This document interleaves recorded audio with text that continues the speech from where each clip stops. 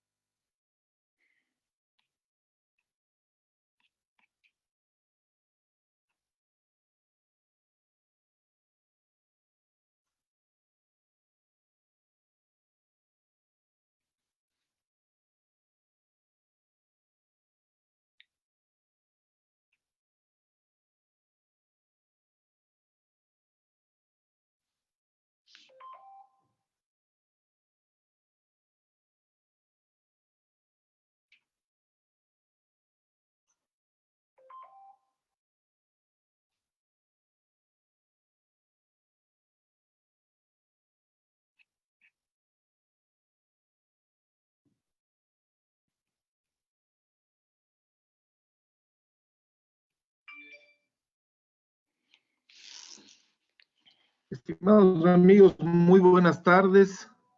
Les saluda Jorge Núñez a nombre de la Pontificia Universidad Católica del Ecuador, sede Ambato. Quisiéramos darles la más cordial bienvenida a este webinar organizado por nuestra universidad referente al derecho laboral en épocas de crisis. Queremos agradecer mucho el apoyo y la colaboración del doctor Carlos Andrés Sevilla Albornoz, como nuestro compañero docente en la Escuela de Jurisprudencia, y agradecer a todo el equipo técnico y de comunicación que ha permitido que este evento, la oficina de vinculación con la colectividad, se pueda llevar a efecto. Para nuestra universidad es un gran placer el poder compartir con ustedes este momento y dentro de esta muy difícil crisis que estamos viviendo, aportar desde la academia con conocimientos y experiencia de nuestro equipo docente para que en el ámbito de los negocios, en el ámbito del manejo laboral, podamos tomar algunas adecuadas decisiones y salir avante en este momento difícil. Muchísimas gracias. Me permito dar la bienvenida a Carlos, no sé si Carlos, si nos escucha bien el retorno del audio, por favor. Sí, Jorge, muchísimas Sí, gracias por sus perfecto. palabras. Muchas gracias. Voy a hacer la presentación. Nuestro conferencista de esta tarde, el doctor Carlos Andrés Sevilla Albornoz, es abogado por la Universidad de San Francisco de Quito. Tiene un título de especialista superior en Derecho de la Empresa por la Universidad Andina Simón Bolívar y también un título de máster en Derecho de la Empresa por la misma Universidad Andina Simón Bolívar. Tiene una amplia experiencia laboral en estudios jurídicos de la ciudad de Quito y también de la ciudad de Ambato, así como también ha sido funcionario de organismos públicos en el tema de comercio exterior y en negociaciones en controversias internacionales en el Ministerio de Comercio Exterior y ha sido director de negociaciones de asuntos aduaneros y facilitación al comercio en la misma cartera de Estado. Es también, como dije, nuestro compañero docente en la Escuela de Jurisprudencia y le agradecemos muchísimo su colaboración. Y sin más demora, pues le damos la palabra a Carlos. Bienvenido, Carlos, y muchas gracias. Muchas gracias, Jorge, por la invitación, por sus palabras de bienvenida. También quisiera agradecerle a las personas que estuvieron encargadas de la organización de los asuntos logísticos de este webinar. Y finalmente quisiera agradecer a todas las personas que actualmente se encuentran conectadas en esta charla. Sin duda, como comentario preliminar, sí me gustaría indicar que si bien ahorita la prioridad de todos nosotros como ecuatorianos es el cuidar de nuestra salud, también un asunto de gran importancia es el asunto laboral. Es un asunto que va de forma paralela a lo que estamos viviendo, en donde si bien ahorita, como les decía, la prioridad es proteger nuestra salud, es muy importante que tengamos en cuenta cuáles son los efectos colaterales de lo que nos está pasando. Y uno de esos efectos colaterales, sin duda, es el aspecto laboral. Entonces, actualmente muchas personas están con la preocupación de qué es lo que va a pasar a futuro, qué va a pasar con las empresas, qué va a pasar con los puestos de trabajo, qué va a pasar con los trabajadores, ante lo cual la respuesta es que efectivamente sí, el Ministerio de Trabajo ya ha emitido ciertas regulaciones a través de acuerdos ministeriales para regular y flexibilizar un poco ciertos aspectos laborales, en particular la jornada laboral, para proteger los derechos de los trabajadores y en cierto punto para mitigar posibles efectos contraproducentes en lo que respecta a la estabilidad laboral de las personas. Entonces, con ese pequeño preámbulo, nuevamente les agradezco muchísimo a todos por estar aquí, por preocuparse, por mostrar el interés de relacionarse con estos asuntos. Un poco la estructura de lo que vamos a conversar el día de hoy es la siguiente. Es muy importante que nosotros empecemos con breves antecedentes sobre las relaciones laborales. ¿Qué es una relación laboral? ¿Qué es un contrato de trabajo? ¿Cuáles son los tipos de contrato que existen? ¿Qué es una jornada laboral? En particular, es muy importante que nosotros empecemos entendiendo qué es una jornada laboral, cuándo se puede extender esa jornada laboral, qué implica el pago de horas extras o suplementarias y abriríamos el preámbulo de lo que nos está pasando ahorita con la pregunta de cuándo se puede reducir una jornada laboral. Justamente este elemento nos permitirá pasar al segundo aspecto, que es la declaratoria del estado de excepción que estamos viviendo en este momento por calamidad pública y sus consecuentes regulaciones a través del Ministerio del Trabajo. Entonces, una vez que nosotros conversemos sobre esto, vamos a analizar un poco el contenido de los acuerdos ministeriales, cuáles son las flexibilidades que el ministerio ha ofrecido a los empleadores y a los trabajadores para proteger su relación laboral. Y finalmente vamos a pasar a ciertos cuestionamientos, desafíos a futuro que nos plantea esta coyuntura actual, porque con eso nosotros podremos responder algunas dudas, porque sin duda los acuerdos ministeriales, si bien ofrecen muy buenas garantías para los trabajadores y empleadores, tenemos que tomar en cuenta que son también acuerdos ministeriales emergentes, por así decirlo, promulgados en un contexto muy expedito, por así decirlo, en donde efectivamente se han generado varias aristas, varios inconvenientes sobre su aplicación y sobre su contenido. Entonces, La idea en esta parte de la presentación va a ser que podamos conversar un poco sobre los principales cuestionamientos que se han dado en torno a los acuerdos ministeriales. Por ejemplo, ¿es la situación del coronavirus una causa de fuerza mayor o caso fortuito? ¿Se le tiene que pagar a los trabajadores por los días trabajados antes de la declaratoria de estado de excepción? Son aristas que no están respondidas a través del acuerdo ministerial, pero que sin duda considero que a través de sus intervenciones podremos tratar y debatir sobre este tema con mayor claridad. Antes de iniciar mi exposición, sí me gustaría indicarles que, por favor, si es que alguna persona tiene alguna pregunta o quisiera intervenir de alguna manera, está disponible en la herramienta Zoom la ventanita para chatear. Entonces, a través del chat, por favor, cualquier pregunta que tengan la pueden poner en el chat a fin de que cuando terminemos la exposición podamos ir leyendo sus preguntas y dando respuesta en la medida de lo posible. Voy a compartir mi pantalla para que podamos ver una pequeña presentación que hice para poder tratar estos asuntos con mayor claridad.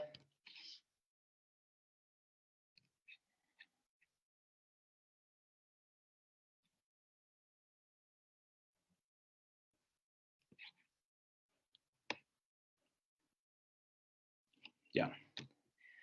Como les comentaba, el contenido es el que ustedes pueden ver ahorita en su pantalla. Empezamos con generalidades de la relación laboral, pasando a hablar del estado de excepción por calamidad pública, pasando posteriormente a analizar el contenido de los acuerdos ministeriales 76, 77 y 80, y terminaríamos con las interrogantes y retos a futuro.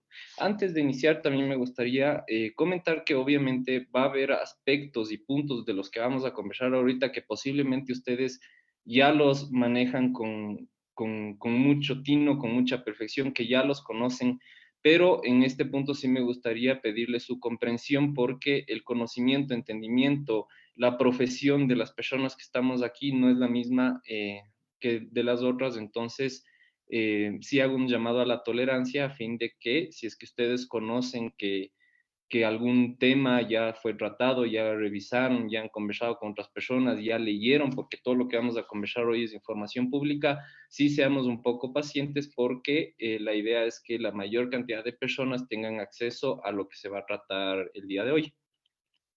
Generalidades de la relación laboral. El derecho al trabajo está regulado no solo por nuestra Constitución, sino a través de instrumentos internacionales.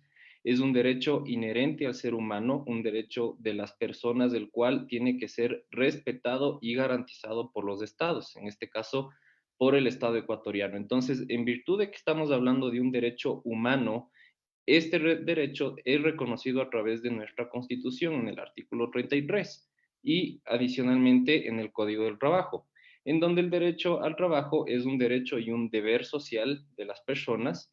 El Código del Trabajo en particular reconoce la libertad de trabajo, es decir, la libertad que tenemos las personas de elegir a qué actividad lícita nos queremos dedicar dentro de nuestro medio, y la libertad de contratación. Posteriormente tenemos dos aristas muy importantes y muy típicas de la relación laboral, como es la irrenunciabilidad de los derechos del trabajador y la aplicación más favorable al trabajador en caso de duda. Seguramente estos son conceptos que ustedes ya los han revisado, ya los han conocido. ¿Por qué están en esta lámina? Porque es muy importante principalmente que nosotros tengamos en cuenta el aspecto de la irrenunciabilidad de los derechos del trabajador a lo largo del contexto de la situación actual y de la aplicación más favorable al trabajador en caso de duda. La irrenunciabilidad de los derechos porque si bien actualmente estamos frente a un marco de reducción de jornadas laborales, de suspensión de la jornada laboral, sigue estando vigente el que los trabajadores no pueden renunciar a los derechos que están reconocidos tanto en la Constitución como en el Código de Trabajo y demás normativa de índole laboral. Cuando estamos hablando del trabajo, también estamos hablando de la relación laboral y en sí de una relación contractual. Una relación contractual en donde interviene el empleador, el trabajador y existe un contrato. El empleador es la persona que recibe el servicio del trabajador, que contrata a la persona. El trabajador es la persona que presta sus servicios lícitos y personales en beneficio del empleador, cumpliendo el objeto del contrato. Y el contrato pueden haber de varios tipos, puede ser expreso o tácito, el primero escrito verbal, a sueldo, a jornal en participación mixto, de tiempo indefinido, de temporada, eventual, ocasional, en fin, existen varios tipos de contratos en donde el típico es el contrato de tiempo indefinido. El contrato típico escrito de la relación laboral es el contrato a tiempo indefinido. Es muy importante, sí, que tengamos en cuenta que el contrato más común que firma trabajador y empleador es el tiempo indefinido, pero he puesto aquí los otros tipos de contratos porque es muy importante que los tengamos en cuenta porque existen varios tipos de contratos que se pueden firmar en donde en cierto punto los acuerdos ministeriales tienen siempre un enfoque hacia el contrato de tiempo indefinido y no hacia los demás. Ya vamos a ver más adelante por qué. Las generalidades de la relación laboral y la relación contractual entre trabajador y empleador tienen elementos muy comunes. El primero, obviamente, lo vimos en la lámina anterior, es el contrato de trabajo, pero a más de eso, en el contrato de trabajo yo voy a estipular una remuneración, es decir, un sueldo o un salario en beneficio del trabajador por la prestación de sus servicios. El segundo elemento es la sujeción, es decir, el trabajador está bajo sujeción de las instrucciones, necesidades en cierto punto del empleador para cumplir con el trabajo para el cual fue contratado. Y los siguientes elementos que les he puesto bajo un cuadrito es el lugar y puesto de trabajo y la jornada. ¿Por qué están estos en un cierto énfasis, por así decirlo? Básicamente porque las medidas actuales que se han emitido dentro de la emergencia sanitaria que estamos viviendo afectan directamente al lugar y al puesto de trabajo por el teletrabajo dispuesto a través del Acuerdo Ministerial 77 y 76, perdón, y la jornada, la cual está igual afectada o modificada a través de los otros acuerdos ministeriales 77 y 80. Entonces, muy importante que tengamos en cuenta esto porque las actuales medidas no afectan a la remuneración en cierto punto, no afectan a la sujeción, no afectan al contrato laboral, principalmente el contrato laboral de las personas sigue estando vigente, pero sí tienen flexibilidades para el lugar y el puesto de trabajo y para la jornada.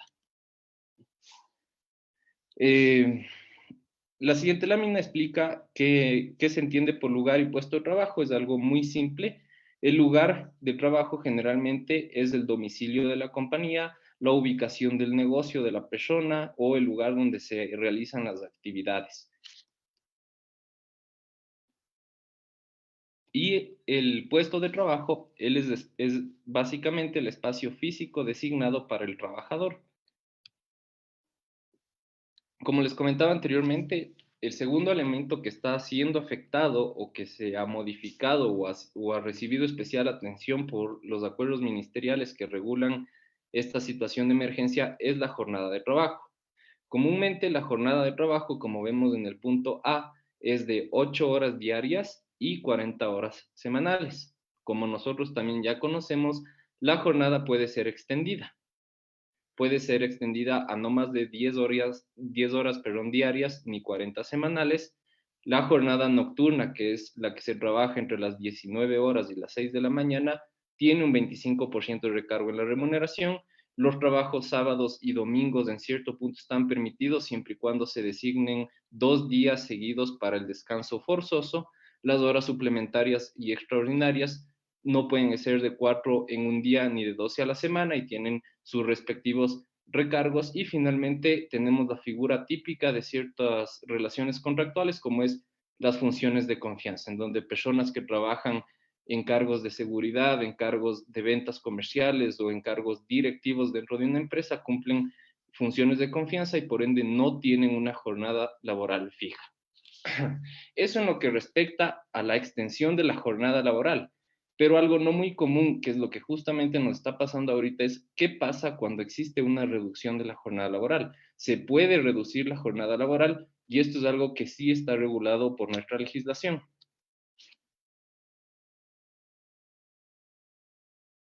El Código de Trabajo dispone expresamente que la jornada laboral sí puede reducirse siempre y cuando haya un acuerdo entre el trabajador y el empleador, pero también estipula que ésta se puede reducir siempre y cuando existan causas de fuerza mayor de reducción de ingresos de las compañías y esto vincula directamente a un estado de excepción. Es decir, en el caso actual, el estado de excepción que fue decretado por nuestro presidente abre la puerta para que sea aplicable la reducción de la jornada laboral en los términos del Código de Trabajo. Entonces, pasando al siguiente punto, tenemos el estado de excepción por calamidad pública decretado por nuestro presidente.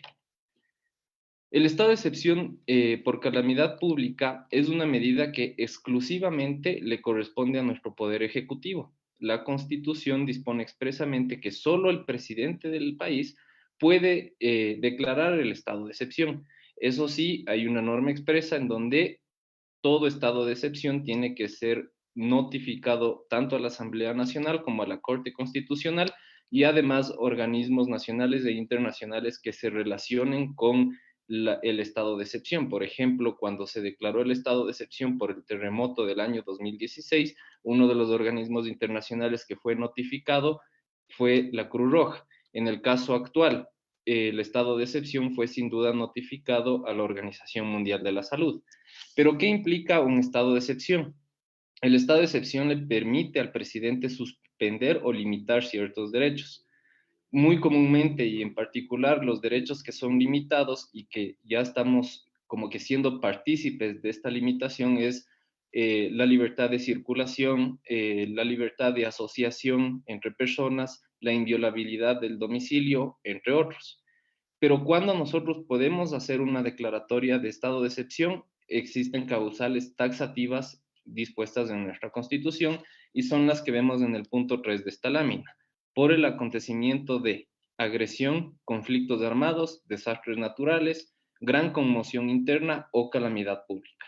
Como ustedes pueden ver, las causales son amplias en virtud de que una calamidad pública puede ser varios hechos, un desastre natural pueden ser un terremoto, puede ser un deslave, puede ser una tormenta, pueden ser varios hechos, pero justo en esta lámina yo he subrayado la calamidad pública porque justamente el estado de excepción que estamos viviendo ahorita está amparado en una calamidad pública de índole sanitario como es la pandemia del COVID-19.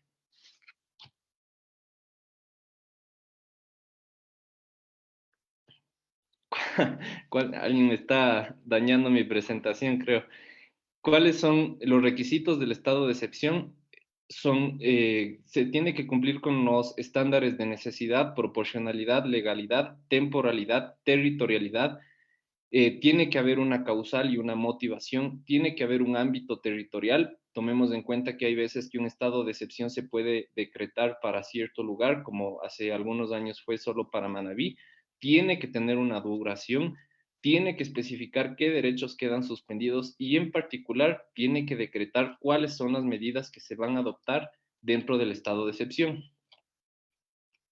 Si es que alguna persona quisiera tener acceso al decreto ejecutivo 1017, que fue el que regula el actual estado de excepción, pueden acceder a este link. Cuando accedan a este link, se va a abrir la página de la Presidencia del Ecuador, en donde están cargados todos los decretos ejecutivos que han sido emitidos por el presidente, en donde ahí en la flechita podemos ver el decreto ejecutivo 1017 que establece el estado de excepción por el coronavirus y vemos que después de este se han emitido otros más, como el bono de protección familiar por emergencia, entre otros. Pero bueno, ¿qué es lo que dispone el decreto ejecutivo 1017? Es declarar obviamente el estado de excepción por calamidad pública en todo el territorio nacional, justamente por la enfermedad del COVID-19. Esa es la causal y el motivo que implica la declaratoria del estado de excepción y la limitación de ciertos derechos de los ecuatorianos, y en particular en lo que respecta al ámbito laboral, lo que se ha decretado es este artículo. Tenemos el artículo 6 con 3 numerales que básicamente suspenden ciertas actividades laborales, establecen cuáles son los sectores que sí pueden seguir funcionando, reitera el que los trabajadores puedan acogerse al teletrabajo, entre otros. Si es que hacemos un resumen de lo que dispone el artículo 6 del decreto ejecutivo 1017, es el siguiente. Principalmente lo que hace el decreto ejecutivo es suspender la jornada presencial de trabajo. Posteriormente, delega funciones al COE Nacional. ¿Qué funciones delega al COE Nacional? La facultad de extender o prorrogar la suspensión de la jornada presencial. Por ejemplo, si es que nosotros nos fijamos en el literal A, la jornada en principio estuvo suspendida hasta el 24 de marzo, pero la delegación que se hace al COE Nacional de prorrogar estas medidas es lo que ha dado la flexibilidad de que en un principio se haya extendido la medida hasta el 5 de abril y que posteriormente se haya vuelto a extender. Es decir, no es necesario que el presidente emita un nuevo decreto ejecutivo para extender la suspensión de la jornada presencial, sino que esto actualmente es una competencia y facultad del COE Nacional.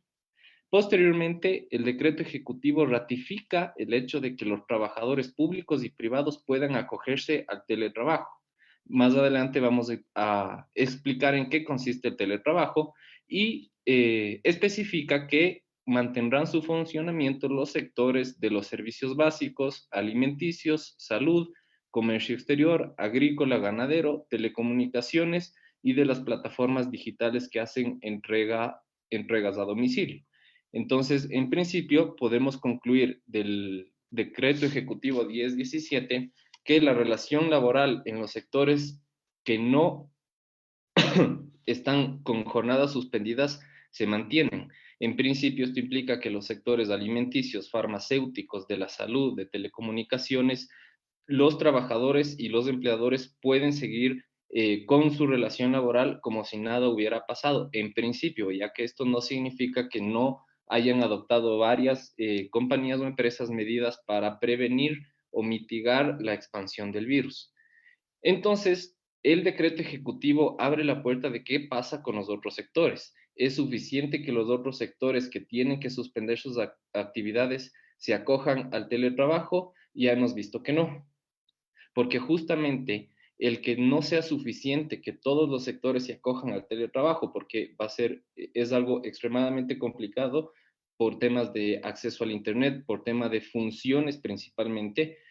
Es por eso que el Ministerio de Trabajo emitió los acuerdos ministeriales 76, 77 y 80. Si es que alguna persona quisiera acceder al contenido de los acuerdos ministeriales, en la presente lámina se encuentra el link. Básicamente, estos instrumentos se encuentran en la página web del Ministerio del Trabajo, en donde se los puede descargar en cualquier formato. Cuando ustedes ingresen a la página web del ministerio, se va a abrir esta ventana en donde están cargados en orden cronológico los acuerdos ministeriales a los cuales nos hacemos referencia.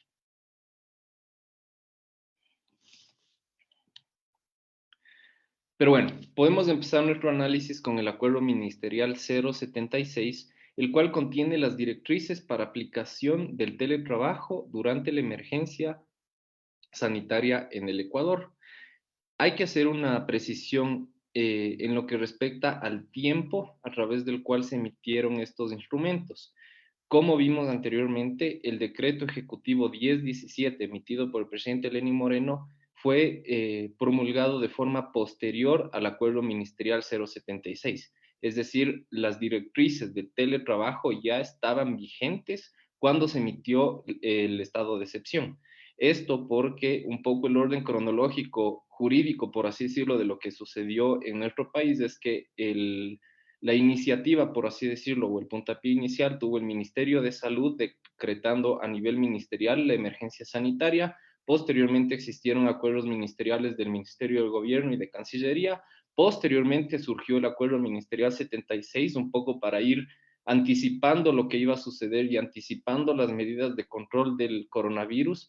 Y posteriormente se emitió el decreto ejecutivo en el cual definitivamente establecía el estado de excepción. Es por eso que dicho decreto ejecutivo ya hace referencia y cita al acuerdo ministerial 076, indicando que las personas que puedan deberían acogerse al teletrabajo. ¿Qué dispone el acuerdo ministerial 076?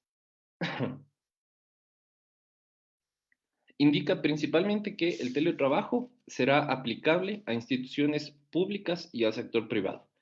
Es decir, los funcionarios públicos tienen que acogerse al teletrabajo y los trabajadores del sector privado también, siempre y cuando la máxima autoridad de la institución pública o el empleador estén de acuerdo. Eso lo indica el literal B que podemos ver en esta lámina, es decir, es potestad de la máxima autoridad de la institución pública o del empleador aplicar las medidas de teletrabajo. Aquí debemos hacer una distinción muy importante porque esto implica que el teletrabajo no es una medida obligatoria en nuestro país. Posteriormente, el decreto ejecutivo también pasa a definir qué es el teletrabajo, en donde el concepto es muy simple porque básicamente implica que es la prestación del servicio para el cual el trabajador fue contratado fuera de las instalaciones y de carácter no presencial. Es decir, la persona cumple con sus labores, en principio con su jornada de trabajo, pero de forma no presencial. Entonces, aquí vemos cómo se ataca o se altera a uno de los elementos de la relación laboral, como es el lugar de trabajo. Es decir, yo puedo cumplir con mi contrato de trabajo, pero no de forma presencial, sin acudir a las instalaciones de la compañía. Esto sin duda abre ciertas aristas. ¿Por qué? Porque ¿quién controla que el trabajador esté cumpliendo con su horario de trabajo, por ejemplo? ¿Quién controla que el trabajador esté ocupando las 8 horas diarias al cumplimiento de su contrato? Para mitigar esto, lo que hace el propio acuerdo ministerial es establecer que el control de la ejecución del contrato le corresponde exclusivamente al empleador. Obviamente se tienen que respetar ciertos aspectos de la relación laboral, como son las prohibiciones que tiene el empleador, las obligaciones que tiene también el trabajador, pero la ejecución del contrato, el monitoreo de las actividades que haga el trabajador durante el teletrabajo, le corresponde al empleador. También el acuerdo ministerial establece que la custodia de las herramientas de trabajo que el trabajador haya sacado del lugar de trabajo y de la información confidencial que maneje, le corresponde y será responsable el trabajador. Esto implica que el trabajador que actualmente se encuentre haciendo teletrabajo con herramientas de la oficina, con material que es de propiedad de la oficina, será responsable por su custodia, así como de la información que se genere dentro del cumplimiento de su trabajo.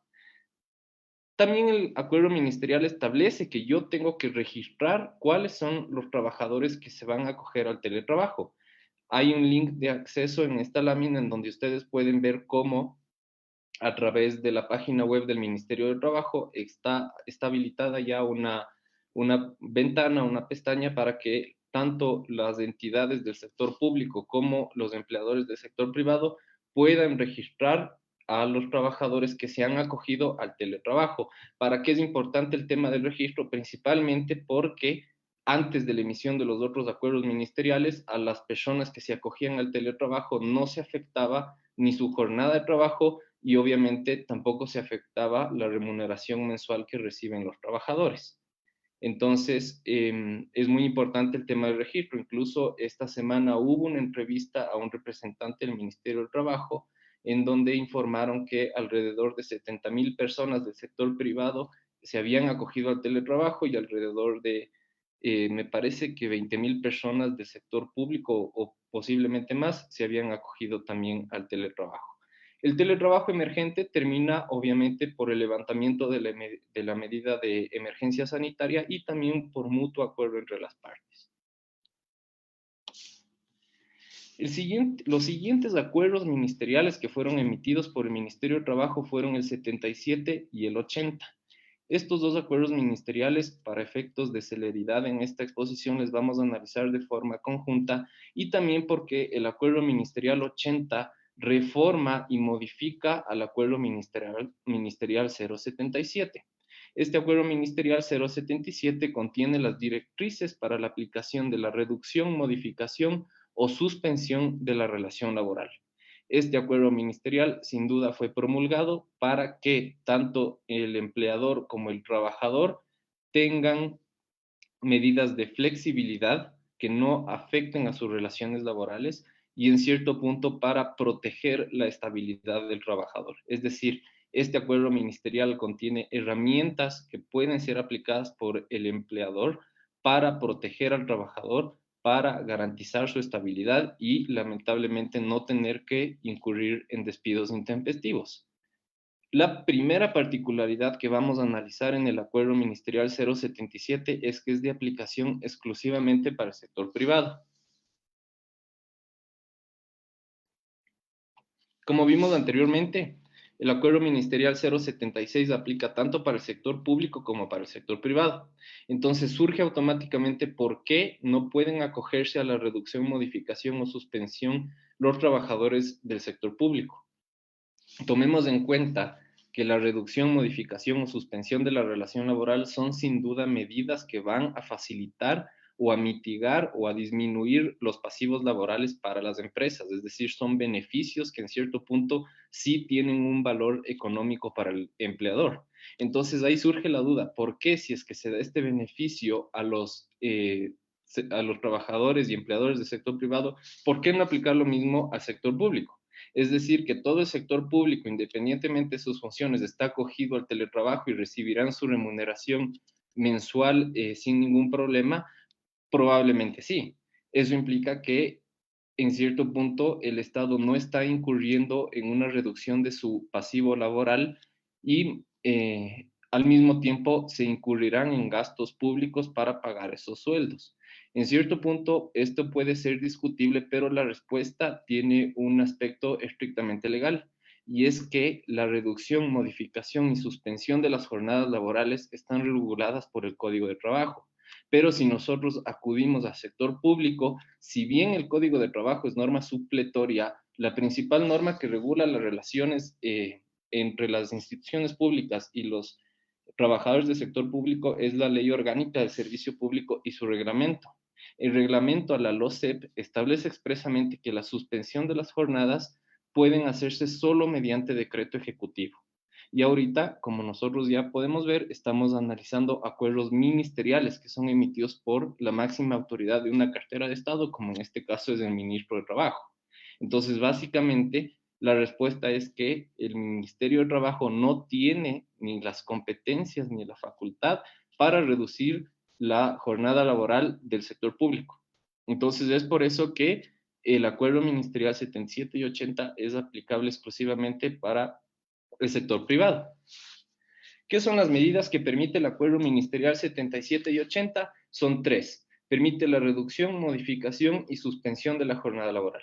Igualmente, estas medidas de forma potestativa, es decir, el empleador tiene la facultad de decidir si es que reduce la jornada de sus trabajadores, si es que modifica la jornada de sus trabajadores o si es que suspende la jornada de sus trabajadores. A continuación, vamos a analizar una por una qué significa cada una. La reducción de la jornada laboral. La reducción, según el acuerdo 77 y 80, no puede ser superior a 6 meses desde que se reduce la jornada. Puede ser renovable por 6 meses adicionales, es decir, en total una reducción de la jornada puede durar hasta un año. No puede ser renovada por una segunda ocasión. Y la reducción implica que se puede disminuir la jornada hasta 30 horas semanales, es decir, una persona que tenga una jornada ordinaria, por así decirlo, de 8 horas, puede tener su jornada reducida a 6 horas de trabajo dentro de los 5 días laborales. Vemos en esta pantalla que he separado los literales D y E con una especie de ojito, porque estos son aspectos que están incluidos dentro de la reducción de la jornada, pero que no están regulados en el Acuerdo Ministerial 77. El primero es que en caso de que exista un despido de un trabajador que se le redujo su jornada, la remuneración para el cálculo de la indemnización por despido intempestivo, por ejemplo, es la que tenía antes de la reducción de la jornada. Porque obviamente el que yo pueda reducir la jornada laboral no implica que yo voy a trabajar menos, sino que también implica que me van a reducir el proporcional de esas horas que estoy dejando de trabajar. Es por eso que la norma, en este caso el Código de Trabajo, indica que si es que yo aplico una reducción de la jornada laboral y despido a ese trabajador, tendré que pagar como tomando en cuenta la remuneración anterior de esa persona. Y finalmente, no se afectan los aportes al Instituto Ecuatoriano de Seguridad Social, es decir, yo no altera el que mi aporte tenga que ser reducido porque yo he reducido la jornada, porque tomemos en cuenta que esto afecta a la seguridad social del trabajador, que es otro ámbito regulado por otra normativa. La segunda alternativa es la modificación de la jornada laboral. La modificación implica no es, nada más que alterar la jornada del trabajador según el contexto actual. Permite que se trabaje en los días sábados y domingos. ¿Por qué es importante el que la modificación de la jornada laboral establezca que se pueda trabajar los días sábados y domingos? Porque en principio, y según el Código del Trabajo, los días sábados y domingos son días de descanso obligatorio. Entonces, a través de esta segunda alternativa que nos plantea el Ministerio del Trabajo, yo puedo modificar mi jornada laboral para que esa persona trabaje los días sábados y domingos. Pero obviamente el acuerdo ministerial en su reforma en su última reforma estableció que se debe respetar el descanso forzoso de 48 horas que tiene una persona. Entonces, pongámonos un ejemplo de cómo aplicaría la modificación de la jornada laboral. Puede darse el supuesto en donde una compañía que ahorita esté operando, digamos, del sector alimenticio, que opere solo hasta las 2 de la tarde, no necesite que existan 2 operarios, sino tal vez solo uno. Entonces, a través de esta herramienta, yo puedo pedirle a un operario que esté un día, al otro operario que esté otro día, o que venga el fin de semana, pero siempre respetando los días de descanso forzoso. La última alternativa, y la que ha sido más aplicada por las empresas, es la suspensión de la jornada laboral. En esta lámina me he permitido copiar expresamente lo que dispone la suspensión de la jornada laboral en el Acuerdo Ministerial 76 y me permitiré dar lectura.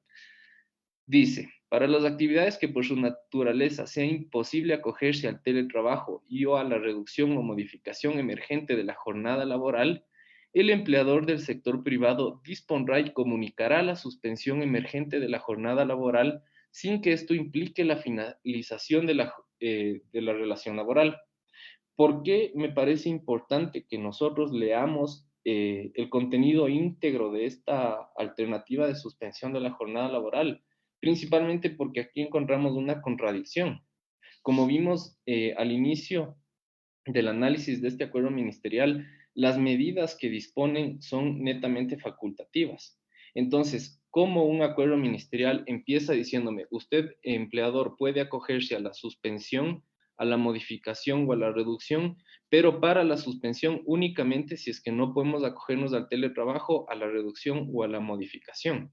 Entonces, en cierto punto, para la suspensión, el ministerio está estableciendo una especie de orden de prelación en donde quieren que la suspensión de la jornada laboral sea el último recurso, la última instancia aplicable. Entonces, esto abre la puerta para muchas interpretaciones, abre sin duda el análisis de muchos casos que se darán a futuro. Por ejemplo, ¿qué pasa si es que a mí directamente me suspendieron la relación laboral? Yo como trabajador consideraba que sí podía acogerme al teletrabajo. Entonces, son debates y aristas y supuestos que sin duda deberán ser analizados por la autoridad competente. Puede ser un inspector del trabajo, puede ser un juez del trabajo, pero aquí tenemos que tomar en cuenta uno de los principios que hablábamos al inicio de mi intervención, que es la aplicación favorable hacia el trabajador en caso de duda.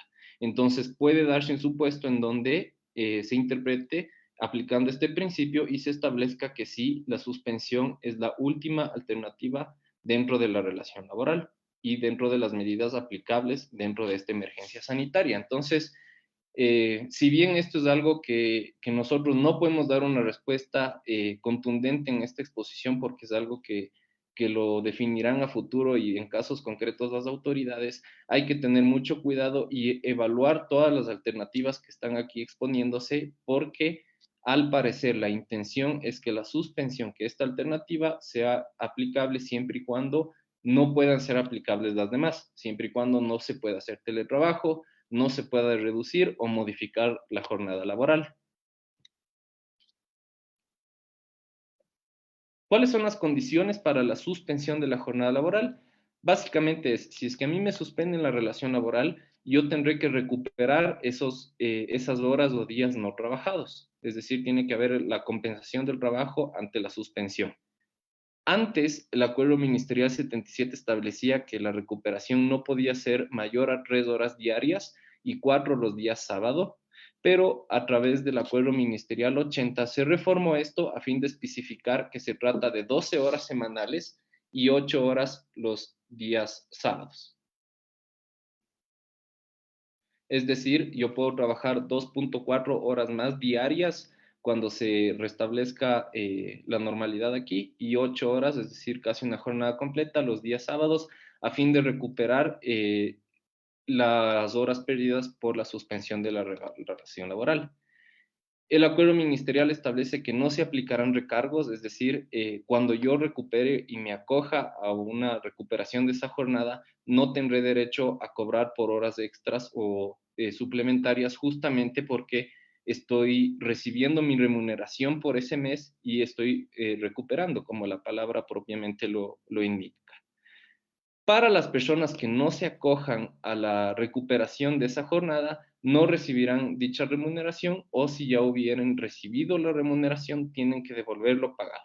Es decir, cuando todo esto vuelva a la normalidad, si es que yo decido no acogerme a la recuperación, puedo renunciar básicamente en cierto punto a esa remuneración o devolver al empleador lo que me hubiera pagado. Finalmente, el acuerdo ministerial establece que no se recuperarán las horas en las que el empleador haya requerido al trabajador. Esto es muy importante porque nos abre el siguiente supuesto. ¿Qué pasa si es que a mí me notifica mi empleador que mi relación laboral está suspendida? Si es que por A o B razón el empleador necesita mi apoyo o mi asistencia en algún aspecto, yo en cierto punto tengo que respetar mi contrato laboral, cumplir con esa instrucción y obviamente eso se toma en cuenta como una hora o tiempo trabajado, el cual después no deberá ser recuperado. Entonces, en un supuesto en donde un empleador me diga necesito que me ayudes con tal cosa, no significa que el trabajador pueda decir no, qué pena, mi relación laboral está suspendida, no te puedo ayudar. Entonces, básicamente lo que trata de evitar esta norma es estos supuestos. Las medidas expuestas tienen que ser aplicadas y notificadas por el empleador. No pueden los empleadores arbitrariamente decidir cuál medida aplicar sin poner en conocimiento de la autoridad competente, en este caso el Ministerio del Trabajo. Es por eso que el Ministerio del Trabajo habilitó en su sistema informático, en su página web, una pestaña adicional en el Sistema Único del Trabajo, el famoso SUT, para que las personas llenen un formulario indicando si están reduciendo, modificando o suspendiendo la relación laboral, mandan ese formulario electrónicamente con los datos de los trabajadores, las fechas. Posteriormente, el Ministerio de Trabajo tiene que emitir una autorización electrónica y finalmente, y más importante, la medida adoptada por el empleador tiene que ser notificada al trabajador.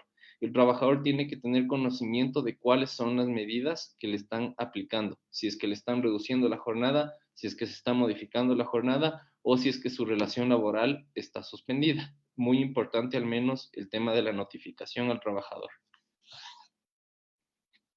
¿Cuándo se termina la jornada reducida, modificada o suspendida? Como ya vimos anteriormente, cuando hay un acuerdo entre las partes o por la finalización de la emergencia sanitaria que estamos viviendo. Ahora, una vez que hemos analizado cuál es el contenido de los acuerdos ministeriales, qué es lo que ha regulado el Ministerio de Trabajo para que los trabajadores tengan la estabilidad en su trabajo y para que los empleadores tengan ciertas herramientas que les permitan mantener a dichos trabajadores, sí surgen ciertas interrogantes y retos a futuro. Por ejemplo, los sectores que pueden seguir funcionando, como el sector alimenticio, el sector de telecomunicaciones, el sector farmacéutico, ¿pueden aplicar los acuerdos ministeriales? Es decir, ¿puedo yo como por ejemplo, propietario de una empresa de alimentos, ¿puedo yo mantener las mismas jornadas y debo mantener esas mismas jornadas solamente porque el acuerdo, el decreto ejecutivo así lo dispone? En mi criterio personal, la respuesta es no. Justamente por lo que vimos anteriormente, los acuerdos ministeriales son muy tajantes y muy expresos al momento de indicar que es facultad del empleador del sector privado el aplicar estas medidas. Entonces, volviendo un poco al ejemplo que conversamos anteriormente, si es que yo soy parte de la industria farmacéutica y y por el toque de queda de hasta las 2 de la tarde no necesito a 2 personas que estén atendiendo, sí se puede aplicar una modificación o una suspensión a fin de seguir abasteciendo el mercado, pero aplicando los beneficios que se han regulado a través de los acuerdos ministeriales. Entonces, la respuesta, a mi entender, es que sí pueden aplicar estos sectores que siguen trabajando para abastecernos de servicios básicos, de alimentos, de medicinas, sí pueden aplicar estas medidas. ¿Qué pasa con los contratos de tarea y los contratos de temporada? Por ejemplo, un contrato de tarea es un contrato de trabajo a través del cual yo le contrato a una persona para que dentro de un plazo cumpla con cierta tarea, construir algo, pintar una obra de arte, etc. La característica esencial del contrato de tarea es el plazo. Ahorita, en donde no se podría en principio cumplir con la tarea, en donde se ha dado la facultad de suspender la relación laboral, obviamente abre la puerta para que en un contrato de tarea, por ejemplo, se empiece a hablar de un adendum al contrato a través del cual se modifique el plazo. También surge un cuestionamiento sobre qué pasa con los contratos de temporada. Los contratos de temporada, por ejemplo, son contratos que yo firmo con ciertas personas cuando, por ejemplo, en actividades agrícolas yo necesito mayor apoyo por parte de trabajadores. Entonces, cuando hablamos de los contratos de temporada, inevitablemente se nos viene a la mente qué va a pasar con las florícolas. ¿Qué va a pasar con una florícola que contrataba por ejemplo, la temporada del Día de la Madre Rusa a mayor fuerza laboral y ahorita por la suspensión de las jornadas y por la afectación del coronavirus no pueden cumplir con ese contrato? ¿Existiría despido intempestivo o qué figura sería aplicable? Son aristas que no pueden ser reguladas a través de todos los instrumentos y es por eso que son dudas que surgen en virtud de la emisión de los acuerdos ministeriales. Una tercera pregunta es, ¿qué hacer con los días ya trabajados durante el mes de marzo? Muchas personas se preguntaban, si es que yo trabajé los 16 días de marzo antes del estado de excepción con normalidad y ahorita mi relación laboral está suspendida, ¿qué va a pasar? Tengo que esperar a que esto se levante para cobrar esos 16 días, puedo cobrar los 16 días ya trabajados, etcétera. Entonces, este también es un arista que no está regulado por el acuerdo ministerial, pero que sí podemos encontrar una respuesta a través del Código del Trabajo. ¿Por qué? Porque el Código de Trabajo establece expresamente que para el sueldo yo puedo estipular en mi contrato si es que voy a recibir mi sueldo por los días trabajados durante la semana o de forma mensual.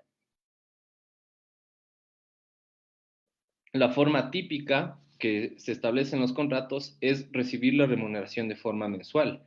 Entonces, en principio, un empleador sí podría manifestar que como no se ha cumplido con la mensualidad, la remuneración íntegra se pagará de forma posterior. Entonces, todas estas son interrogantes que surgen. Ha habido empresas que han decidido pagar los 16 días y los días restantes aplicar la negociación con los trabajadores, entre otras. Entonces, esta es otra de las interrogantes que me gustaría también conocer sus comentarios y preguntas al respecto. Una cuarta pregunta, ¿se puede terminar la relación laboral durante la emergencia sanitaria? Hubo varias personas y sectores que afirmaban que no se puede terminar la relación laboral dentro de la emergencia sanitaria, en donde la respuesta, por más lamentable que sea, es que sí se pueden terminar las relaciones laborales durante la emergencia sanitaria, principalmente porque, como dijimos enfáticamente anteriormente, los acuerdos ministeriales afectan y dan flexibilidades a la jornada laboral y al lugar de trabajo, pero no afectan a la terminación del contrato, a las indemnizaciones que tienen que pagarse en caso de que se termine un contrato y a las demás bonificaciones.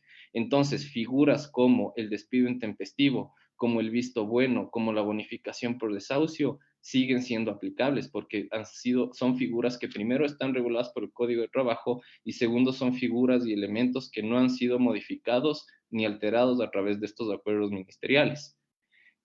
Y la última pregunta que personalmente nos hemos planteado es si la emergencia sanitaria es un hecho de fuerza mayor o caso fortuito. Esta es una pregunta que ya se ha planteado incluso a nivel de autoridades del Ministerio del Trabajo, en donde no hay una respuesta en firme, y principalmente la respuesta en firme no la hay porque el determinar si es que esto se trata de un hecho de fuerza mayor o caso fortuito, sin duda va a ser un análisis que eventualmente lo tendrá que realizar un juez. Ni siquiera un inspector de trabajo tiene las facultades y competencias para determinar si es que esto es un hecho de fuerza mayor o caso fortuito. Ya se han dado ejemplos y casos en donde se ha aplicado una terminación de la relación laboral alegando que esta situación se trata de un caso de fuerza mayor y caso fortuito, en donde seguramente se van a dar denuncias de índole laboral y que motivará que a futuro un juez con facultades jurisdiccionales y facultades de interpretar la norma podrán pronunciarse al respecto.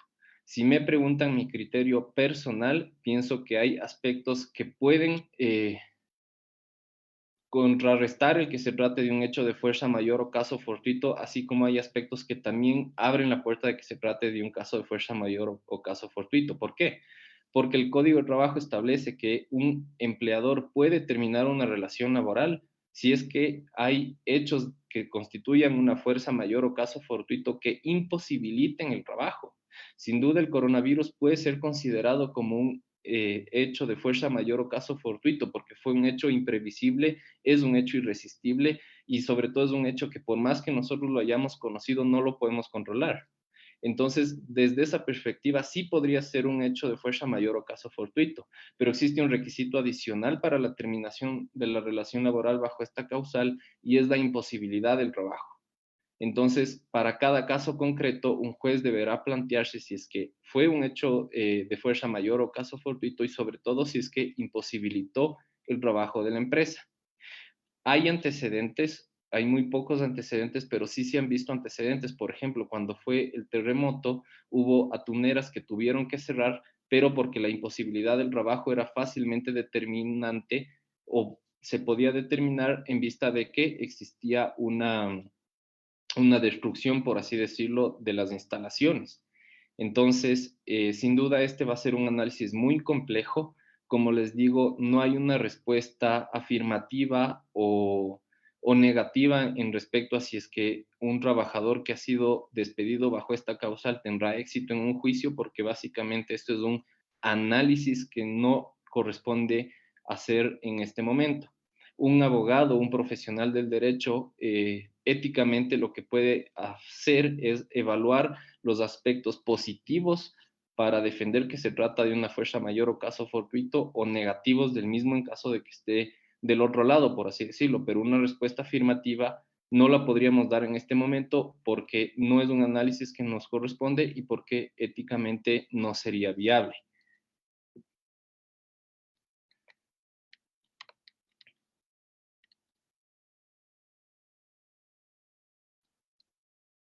Quisiera regresar un poquito a la suspensión de la jornada laboral, porque antes de seguir hablando sobre los retos a futuros, hay aspectos muy importantes que tenemos que mencionarlos. ¿Qué pasa con las horas laborales que yo tengo que recuperar cuando me han suspendido la relación laboral? Primero, el acuerdo ministerial establece que tiene que haber un calendario de pagos y aplica obviamente la irrenunciabilidad de derechos.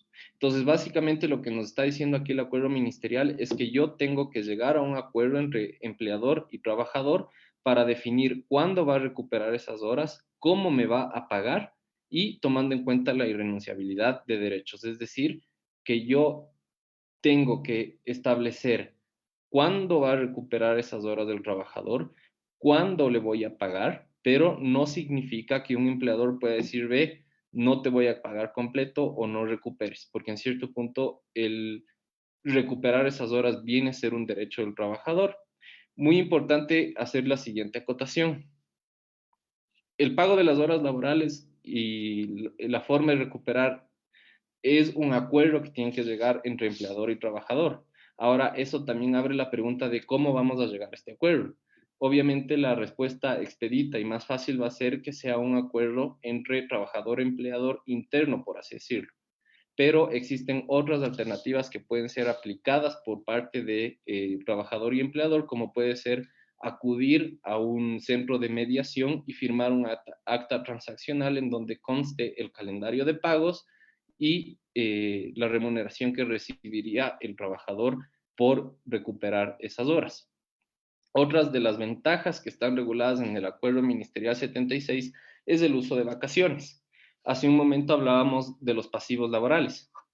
Sin duda, el que el acuerdo ministerial permita que el empleador haga que los trabajadores saquen vacaciones es una forma de mitigar sus pasivos laborales, porque en cierto punto implica un ahorro económico, porque si es que por alguna razón el trabajador a futuro sale, ya no se liquidarían esas vacaciones. Entonces, el uso de las vacaciones fue una de las reformas que trajo consigo el acuerdo ministerial 80 a fin de que el empleador tenga una herramienta adicional dentro de las flexibilizaciones que se están realizando para mitigar y proteger la estabilidad laboral de los trabajadores.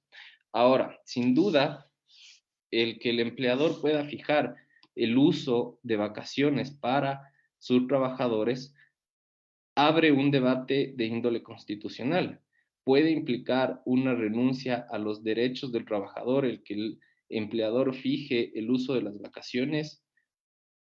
Es un debate muy interesante de índole constitucional, incluso porque en principio podría vulnerar un derecho, pero sin duda, por ser una medida emergente y una medida direccionada a proteger al trabajador, se ha establecido a través de acuerdo ministerial, incluso ahí tenemos un aspecto de jerarquía de las normas, se ha establecido que se pueda fijar el uso de las vacaciones. Este es un debate sin duda jurídicamente muy interesante que seguramente a futuro será analizado con mayor profundidad.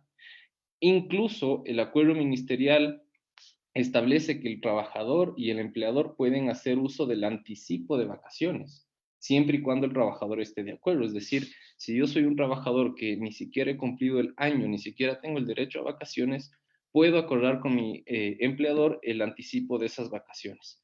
Nuevamente, esto como medidas para flexibilizar el contexto que estamos viviendo ahorita y para garantizar, en cierto punto, que el trabajador no pierda su estabilidad en su puesto de trabajo. Finalmente, el acuerdo ministerial también establece otras medidas razonables. En cierto punto, abre la puerta para que entre trabajador y empleador acuerden medidas para no agravar la situación del trabajador, así como modalidades de trabajo. Es decir, si es que yo soy un trabajador del sector alimenticio que me traslado de una ciudad a otra para cumplir con mi jornada laboral, por más que yo tenga que estar ahí por el toque de queda y por las restricciones de movilización, no voy a poder cumplir con mi jornada laboral. Entonces, por eso se abre la puerta para que yo acuerde modalidades de trabajo con mi empleador, es decir, flexibilidades que no están contempladas expresamente que pueden ser pactadas a fin de garantizar que los trabajadores no pierdan sus puestos de trabajo y que haya flexibilidad para mantener las relaciones laborales. Retos a futuro, sin duda, la gravedad de esta situación va a traer consigo liquidación y cierre de negocios, en donde es muy importante que los trabajadores y los empleadores estén muy asesorados en lo que respecta a la terminación de la relación laboral, en lo que respecta a las indemnizaciones aplicables en caso de terminación de la relación laboral, en lo que respecta a cómo se liquida un negocio, en lo que respecta a qué posición tienen los trabajadores dentro de una prelación de créditos en caso de que una compañía se vaya a liquidar. Sin duda es un reto a futuro que será presente aquí en el país. Si bien es una realidad muy cruda, el ponerle en primer lugar a la liquidación y cierre de negocios es un llamado también para que tanto empleadores como trabajadores estén atentos y que se puedan mitigar posibles consecuencias y que puedan asesorarse de forma correcta en lo que pueda o no pasar a futuro. También existen retos a futuro de índole normativo. Por ejemplo, a futuro, ¿puede el COVID-19 ser considerado como una enfermedad profesional en caso de que yo me contagie de esta enfermedad en mi lugar de trabajo, por ejemplo, en un sector industrial? ¿Pueden establecerse a nivel laboral medidas de prevención de enfermedades por parte del empleador? Por ejemplo, el empleador que es dueño o administra una fábrica, establecer sensores de temperatura, establecer parámetros de desinfección. Sin duda es un reto a futuro que puede ser aplicado a fin de mitigar que situaciones como esta vuelvan a suceder, y también es en cierto punto una oportunidad para establecer reformas al reglamento de seguridad y salud de los trabajadores, porque es una norma que, si bien ha tenido sus reformas, es una norma muy antigua. Entonces, sin duda, lo que estamos viviendo ahorita plantea muchas interrogantes y muchos retos a futuro, de los cuales seremos testigos con el paso del tiempo. Entonces, con eso hemos hecho una breve exposición del contenido de estos acuerdos ministeriales. Espero que haya sido lo más claro posible, que no hayan dudas. Por favor, ahorita la idea sería, veo que ya han llegado algunas preguntas, vamos a seguirle revisando para dar respuesta a la mayor cantidad posible.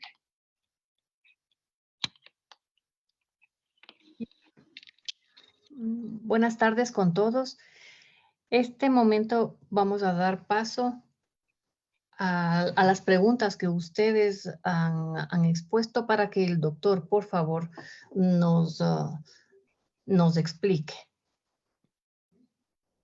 Ya. Y les comunico también que a las 6 en punto se acaba este evento. Ya, doctor.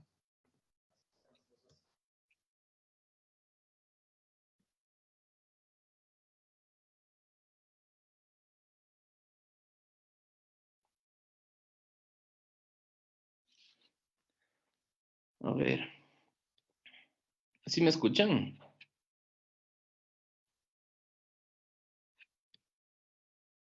Gracias.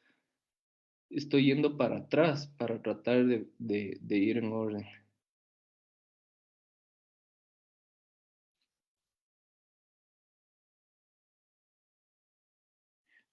Ya, la primera pregunta es de Jorge Núñez. ¿Se puede reducir la jornada de trabajo de 40 horas semanales a menos de ello? Muchas gracias por su pregunta, Jorge. Como vimos en la exposición, para los trabajadores, los empleadores, perdón, que quieran acogerse a una reducción de la jornada, pueden hacerlo, pero siempre y cuando cumpliendo con lo que dispone el artículo 47.1 del Código del Trabajo, que indica que no se puede reducir a menos de 30 horas semanales, es decir, 6 horas diarias.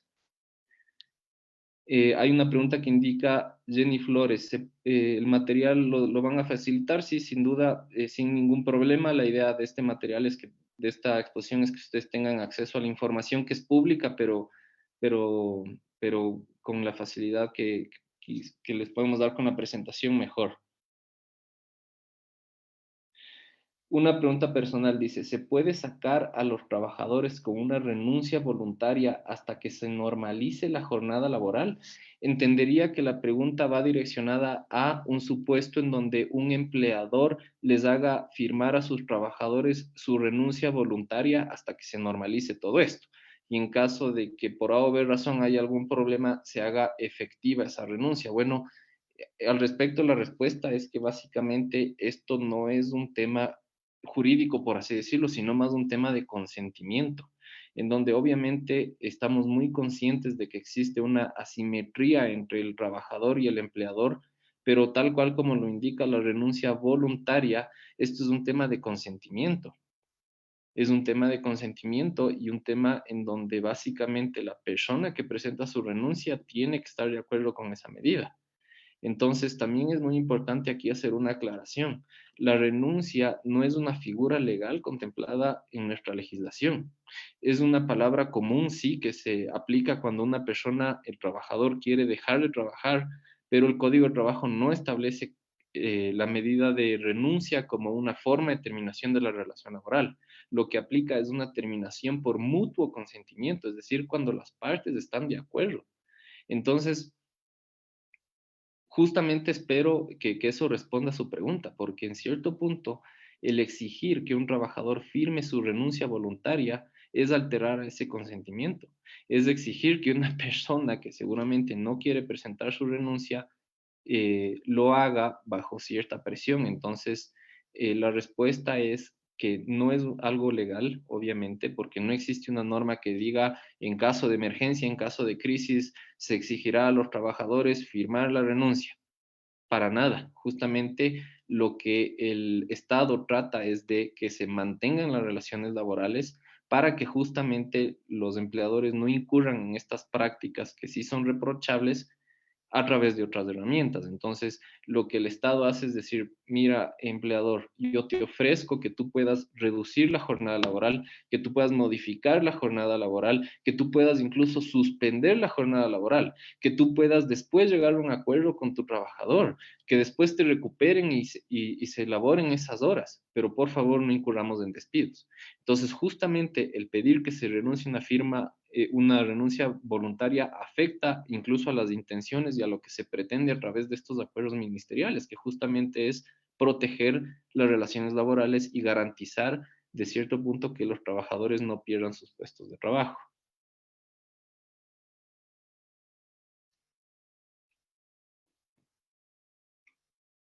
Tenemos otra pregunta de Jorge Núñez. ¿Se considera fuerza mayor la emergencia del COVID, tal cual como lo indica el 169.6 del Código de Trabajo? Si los trabajadores no quieren recuperar las horas de trabajo, estas pueden ser descontadas.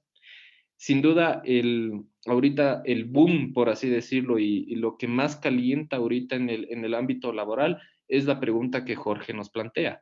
¿Puedo yo terminar una relación laboral amparándome en que es un caso de fuerza mayor? ¿Por qué?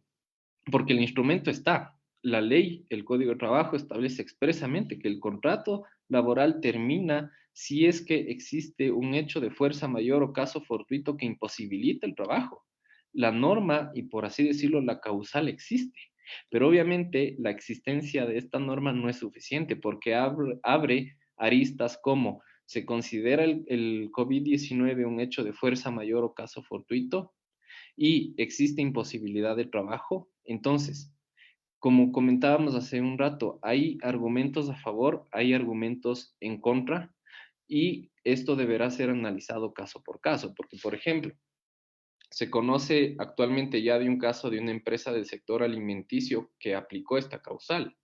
Entonces ahí conviene preguntarse, por ejemplo, ¿cómo puede aplicarse esta causal si es que este sector, si es que esta empresa alimenticia es de las pocas que en verdad pueden seguir operando, que tienen la oportunidad y la ventaja de seguir realizando actividades económicas, de retribuirle al país?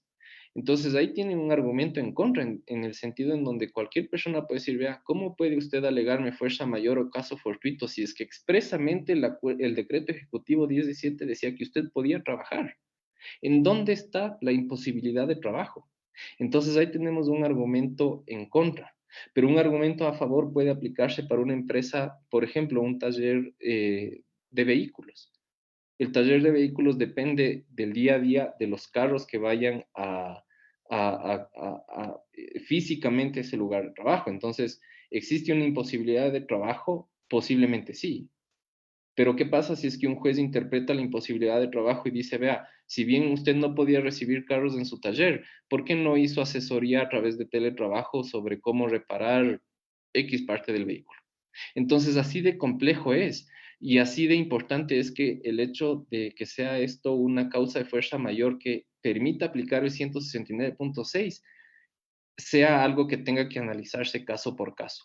Sin duda, ahorita la carga de trabajo de inspectores de trabajo y de jueces de trabajo se va a incrementar ahorita una barbaridad y sin duda muchos de los casos de despidos intempestivos que van a conocer se van a relacionar con esta causal. Como decíamos antes, hay argumentos a favor, hay argumentos en contra. Esperemos que se cuente con una interpretación pronta, pero como decíamos, el análisis es caso por caso y le corresponde, bueno, a los profesionales del derecho dependiendo de su posición, pero el que tiene la última decisión e interpretación sería un juez. Como dijimos antes, ni siquiera un inspector de trabajo en una denuncia de índole administrativa tendrá facultades para determinar si es que es o no. Si los trabajadores no quieren recuperar las horas de trabajo, pueden ser descontadas, efectivamente. Como decíamos, no está claro cómo se va a pagar la remuneración del mes de marzo, pero por ejemplo, si es que hay un trabajador que paga completa la remuneración del mes de marzo y el trabajador le indica que no quiere recuperar esas horas, está obligado a restituir ese valor.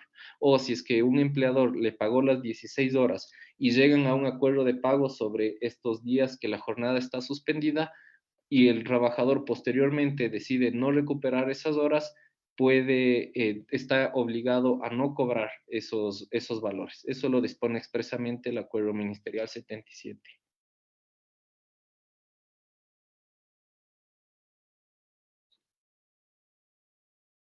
Hay una pregunta de Ani Granda Gómez muy interesante, porque es algo que incluso yo me planteaba antes de hacer esta exposición.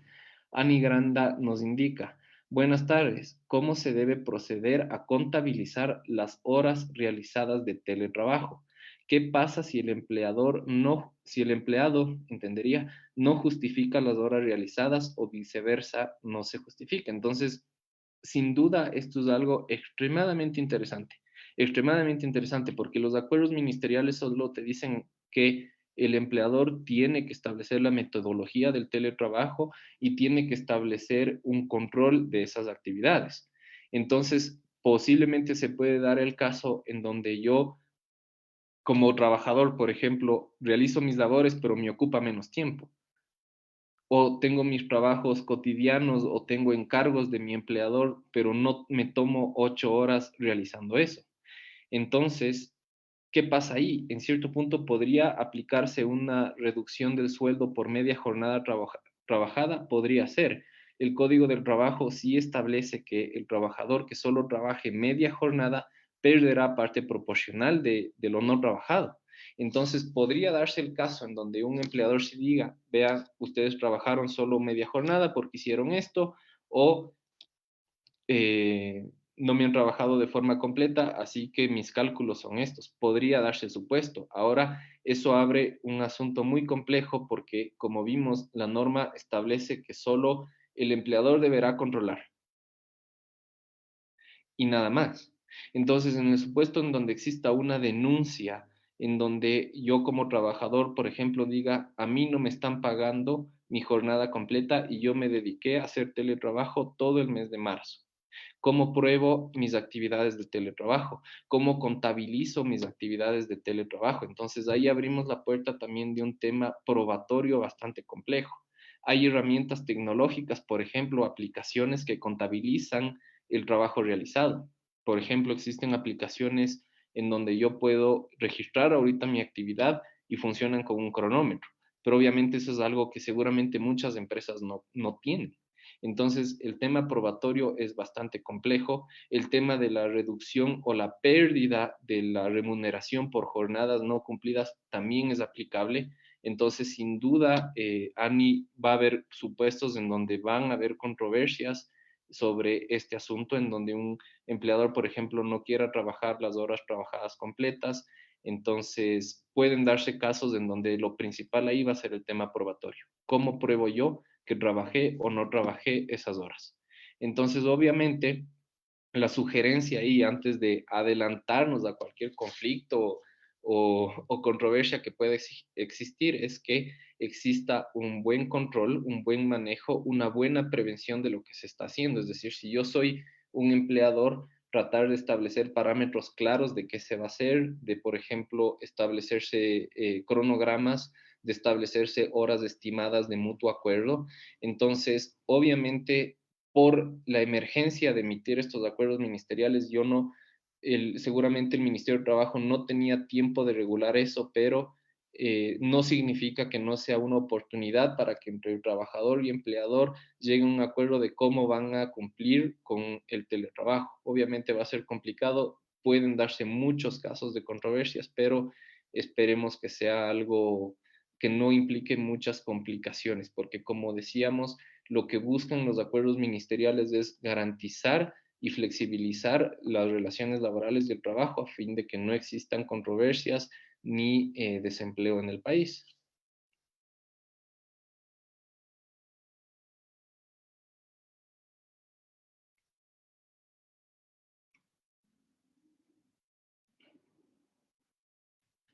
Hay una pregunta de Pablo Carrillo, es la siguiente que nos indica. Si revisamos el artículo 47.1 del Código de Trabajo, en donde se indica que se puede reducir la jornada a 30 horas, el segundo inciso indica que no se pagará dividendos a los accionistas mientras no se paguen las horas a los trabajadores. Eso significa que hasta antes de abril, el siguiente año, se tendría que recuperar las horas que se disminuyó y pagarlas de parte del empleador.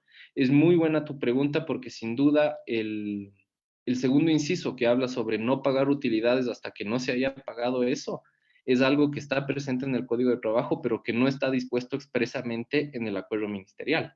Entonces es súper interesante, pero obviamente aplica, porque el acuerdo ministerial habla expresamente y se remite expresamente al artículo 47.1. Y como tú, Pablo, bien indicas, esto aplicaría para el siguiente año. Es decir, las utilidades que se tienen que pagar este mes a los trabajadores no tienen nada que ver con esta recuperación porque son utilidades del ejercicio económico del año anterior, es decir, del año 2019. Entonces, yo actualmente no puedo decir no paguen utilidades hasta que yo no recupere.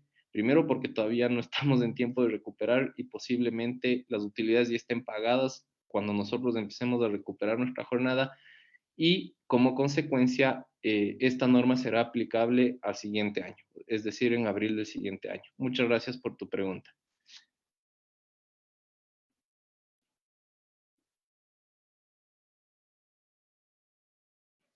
Ani Granda Gómez nos pregunta, ¿cómo sé yo como empleado si mi empleador registró o no la modalidad de teletrabajo? Esa es una pregunta muy importante porque como dijimos anteriormente, el registro y la notificación al ministerio es un acto que lo hace el empleador. Y justamente para salvaguardar el que el trabajador tenga conocimiento de qué medidas se están aplicando en su relación laboral, es que los acuerdos ministeriales establecen que esa medida tenga que notificarse. Pero ¿cuál es la particularidad de la pregunta de Ani que nos pregunta sobre la modalidad de teletrabajo? Y ahí tenemos que hacer una diferenciación muy importante. Por ejemplo, el acuerdo ministerial 076 que regula el teletrabajo no establece la obligación de notificar al trabajador, establece la obligación de notificar al Ministerio del Trabajo. Pero los acuerdos ministeriales 77 y 80 sobre la reducción, modificación o suspensión sí establecen expresamente eso. Entonces, ahí tenemos una diferencia. El uno establece la obligación de notificar, el del teletrabajo no. Entonces, a mi entender, eso no significa que la medida de teletrabajo no tenga que ser notificada al trabajador y esto recae en un aspecto extremadamente lógico, porque si bien expresamente no lo dispone así el acuerdo ministerial, ¿cómo puedo yo implementar teletrabajo si es que mi trabajador no sabe que está bajo la modalidad de teletrabajo? Entonces, es algo lógico, el empleador tiene que notificar a los trabajadores que están bajo teletrabajo porque justamente es obligación del empleador el acordar la modalidad de trabajo, la modalidad de control, el cumplimiento de las tareas. Entonces, para eso partimos de una premisa muy básica que es que el trabajador tenga que tener conocimiento de que está bajo la modalidad de teletrabajo. Neisy Vallejo nos pregunta, ¿la reducción implica del sueldo también? Efectivamente, como decíamos cuando analizábamos la reducción de la jornada en el marco del 47.1, eso implica que si yo trabajo menos horas, tengo una reducción también en mi salario mensual. Entonces, justamente es por eso que esto es visto como una medida para flexibilizar las relaciones laborales en donde se hace una ponderación, en donde es preferible que se reduzca la jornada, sí, que se trabaje menos, que se perciba menos, pero que se mantengan los puestos de trabajo. Un poco esa es la lógica detrás de la reducción de la jornada laboral. Pero obviamente si es que yo reduciría la jornada, pero no el sueldo, me daría igual. Es más, sería un poco contraproducente porque estaría perdiendo fuerza de trabajo y manteniendo el mismo nivel del gasto. Entonces, la idea es que eso vaya de la mano, que pierda yo fuerza de trabajo, pero también con la contrapartida de que me estoy ahorrando un poco de recursos económicos. Tenemos una pregunta de G. Molina que nos dice, ¿cómo se realiza el pago cuando se hace la suspensión de la jornada laboral? Nuevamente, este es un aspecto que lo revisamos casi al final de la exposición, en donde el pago de las horas que se recuperarán después tiene que ser mediante un acuerdo entre el empleador y el trabajador. Es decir, lo lógico va a ser que una vez que se normalice todo esto y se vayan a recuperar esas horas, entre empleador y trabajador se llegue a un acuerdo principalmente que abarque lo siguiente: ¿cuándo voy yo a recuperar? Es decir, dentro de qué horas adicionales, cuándo me van a pagar a mí y hasta cuándo. Entonces, esto para mí me parece una arista muy importante, que sin duda estos acuerdos van a ser alcanzados a través de acuerdos internos, por así decirlo, entre trabajador y empleador. Pero si es que la relación laboral es un poco sensible, o si es que tanto el empleador como el trabajador quisieran tener mayor previsibilidad y seguridad en este acuerdo, una muy buena alternativa, a mi criterio, es suscribir acuerdos a través de un centro de mediación, es decir, un acta de mediación.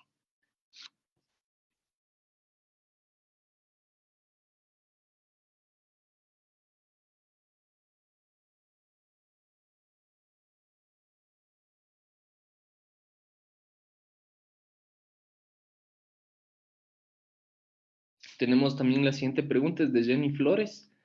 Nos indica, ¿cómo se puede realizar la recuperación de horas suspendidas si se trabaja en horarios rotativos y no hay la opción de realizar dicha actividad por dos personas a la vez? El tema de los horarios rotativos es muy interesante y sobre todo la particularidad de su pregunta, que es que sea un trabajo solo de una persona.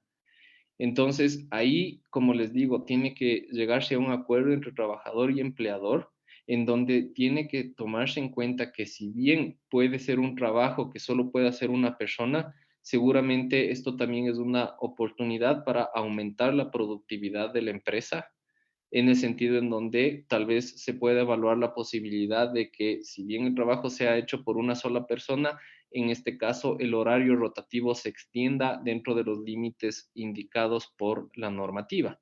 Entonces, básicamente, el trabajo puede mantenerse en una sola persona, pero se pueden extender los horarios. Esto también llama la atención en el sentido de que sí sería importante precisar que la recuperación de las horas tiene que ser interpretada como un derecho del trabajador. No podría aceptarse un supuesto en donde un empleador diga: ve, qué pena, como tenemos un horario rotativo y como solo es suficiente una persona, no vas a recuperar y no te voy a pagar, porque ahí retomamos el tema de la irrenunciabilidad de los derechos, porque me están invitando a que yo renuncie a mi derecho a recuperar esas horas trabajadas. Muchas gracias por tu pregunta, Jenny. Naomi Valladares nos pregunta, ¿qué sucede si el trabajador se niega a devolver el salario pagado y luego no se acoge a la recuperación? ¿Cuál sería el recurso que podría aplicarse? Me parece muy interesante tu pregunta, Naomi, por lo siguiente. Si es que yo soy empresario y el trabajador no me quiere devolver ese valor, automáticamente en lo primero que pienso es, bueno, si no me quieren devolver eso, en el siguiente pago de nómina yo hago un cruce, por así decirlo. El tema de los cruces es muy común, pero lamentablemente tenemos aquí una traba muy importante que está en el Código de Trabajo, en donde se indica que yo no puedo retener más del 10% del sueldo. Y si es que ese valor que yo tengo que devolver como trabajador excede el valor del 10%, estoy automáticamente violando el Código del Trabajo y estoy exponiéndome a multas y sanciones por parte de un inspector del trabajo. Entonces, entendería y esperaría que un conflicto que surja a partir del supuesto que tú, Naomi, planteas pueda ser resuelto a través de un proceso administrativo en el ante el Ministerio de Trabajo. Porque imagínate, iniciar un proceso judicial para recuperar parte de un salario, seguramente por temas económicos no va a ser nada rentable. Entonces, esperemos que esto sea un conflicto que pueda ser resuelto a través de los inspectores del trabajo, porque sin duda una norma y una respuesta expresa no hay, en vista de que el tema de que el que no quiera recuperar deba devolver es algo que recientemente está siendo regulado a través del acuerdo ministerial. Entonces, muy interesante tu pregunta. Muchas gracias.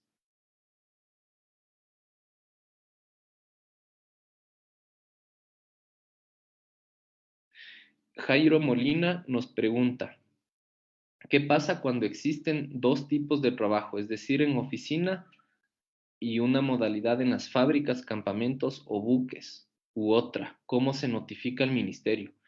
Gracias por tu pregunta, Jairo. Y bueno, al respecto, la notificación yo le hago por sobre mi contrato de trabajo. En la notificación de la medida que yo haga, yo no tengo que especificar si es que estoy suspendiendo lo que yo cumplo en el buque o en el campamento, sino yo hago la notificación por sobre la totalidad del contrato de trabajo. En donde el contrato de trabajo, si bien tú puedes cumplir en un buque un día y en una fábrica en otros, es un solo contrato. Entonces la notificación se hace por solo esa relación laboral.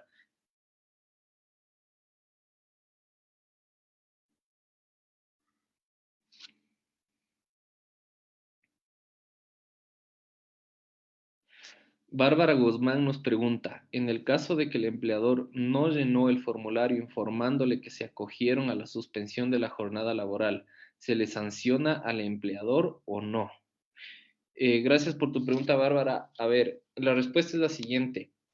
Los acuerdos ministeriales no establecen sanciones e incluso establecen que las medidas que yo aplique son totalmente facultativas, pero ahí va el llamado a que a que los empleadores apliquen una de estas medidas, porque ¿qué puede pasar si es que yo no notifico?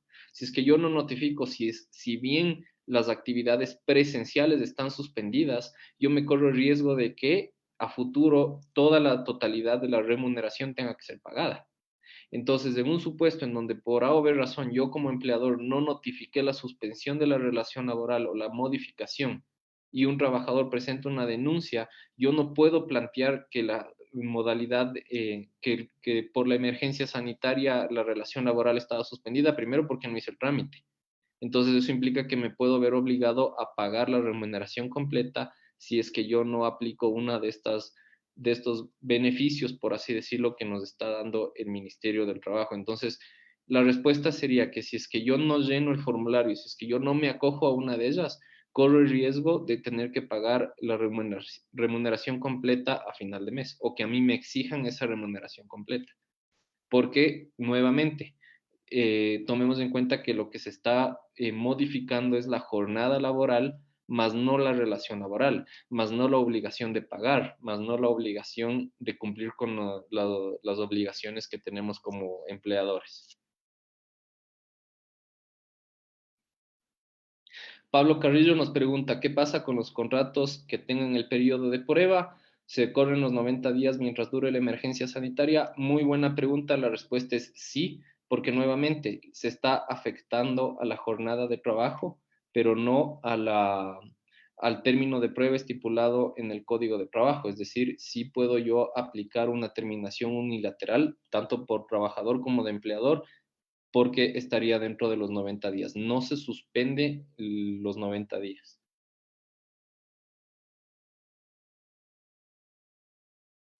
Jenny Flores nos pregunta, para la recuperación de horas, si en el contrato contempla una actividad específica, ¿se puede realizar otras actividades muy distintas, ya que se trabaja 24 horas divididos en horarios rotativos?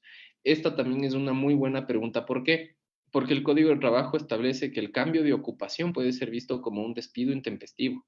Entonces, para mitigar un poco esto y permitir que el trabajador pueda realizar otras actividades, justamente el Acuerdo Ministerial 80 establece que entre trabajador y empleador pueden haber flexibilidades en lo que respecta a la modalidad de trabajo.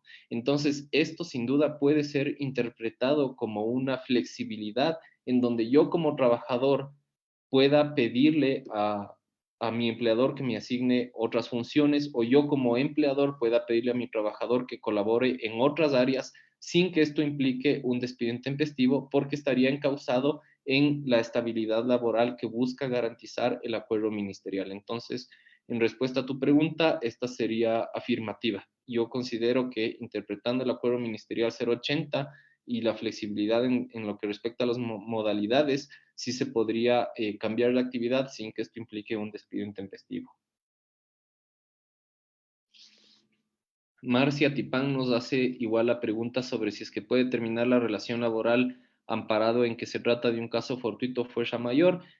Marcia, y para las personas que recién se incorporan, la respuesta es que dependerá de la interpretación que las autoridades lo hagan en su momento. Hay muchos argumentos a favor de que pueda ser un acto de fuerza mayor o caso fortuito, argumentos también en contra. Obviamente hay que determinar la imposibilidad de trabajo por parte de la compañía, y eso lo hará en su momento, y de haber denuncias, la autoridad competente.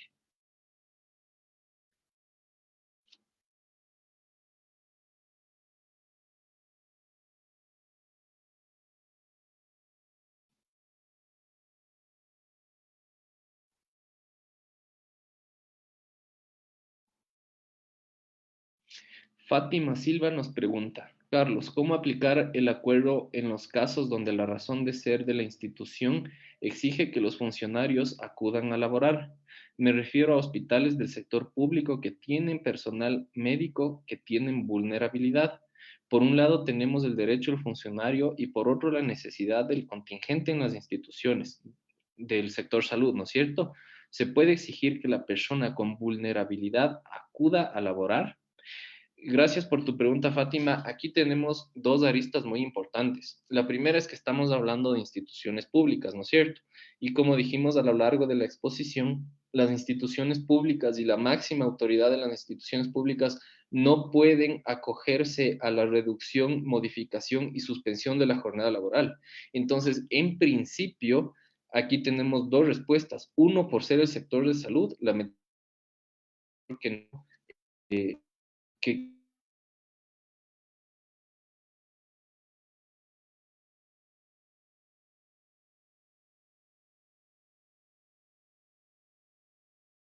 al trabajador que cumpla con sus funciones porque corresponde al sector de salud. Y dos, el hecho de que la única alternativa que se ha planteado para los servidores públicos es el teletrabajo.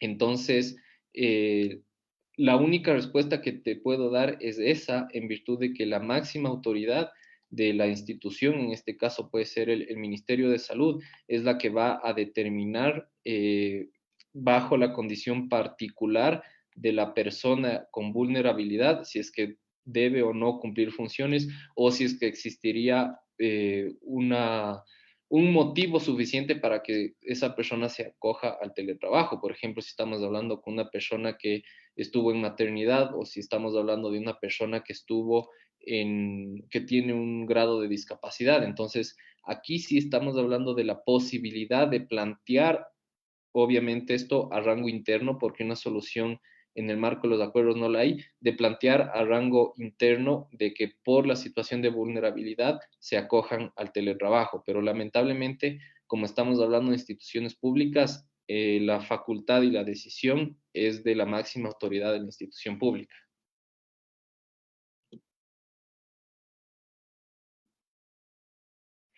Natalia Escobar nos pregunta: ¿por qué no se puede aplicar el 169.6 del Código de Trabajo si esto está contemplado en el Código de Trabajo y las resoluciones son jerárquicamente de carácter inferior? Gracias, Natalia. Como complemento a lo que hemos dicho a lo largo de esta exposición, la jerarquía de las normas es irrelevante en el sentido de decir, sí, el Código de Trabajo dispone que es fuerza mayor y yo no voy a aplicar estas resoluciones o acuerdos ministeriales porque son inferior. Esto es irrelevante justamente porque lo primordial en la pregunta que nos hacemos y en la respuesta que tratamos de dar es que el análisis recae en si es que estamos frente a un hecho de caso fortuito o fuerza mayor, y si es que hay imposibilidad de trabajo. Incluso este análisis recae justamente sobre la interpretación del contenido del 169.6. Entonces, lo que quiero que te lleves como respuesta es que la jerarquía de las normas aquí es irrelevante, porque el análisis que ameritará caso por caso es justamente del Código del Trabajo, el cual tiene una jerarquía normativa muy importante según el 424 de nuestra Constitución.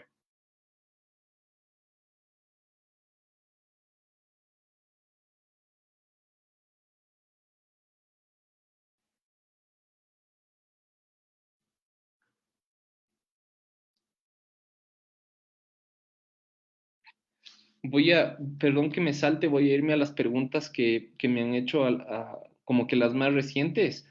porque entiendo que es gente que sigue presencialmente aquí, entonces podremos tal vez modificarle de esa forma.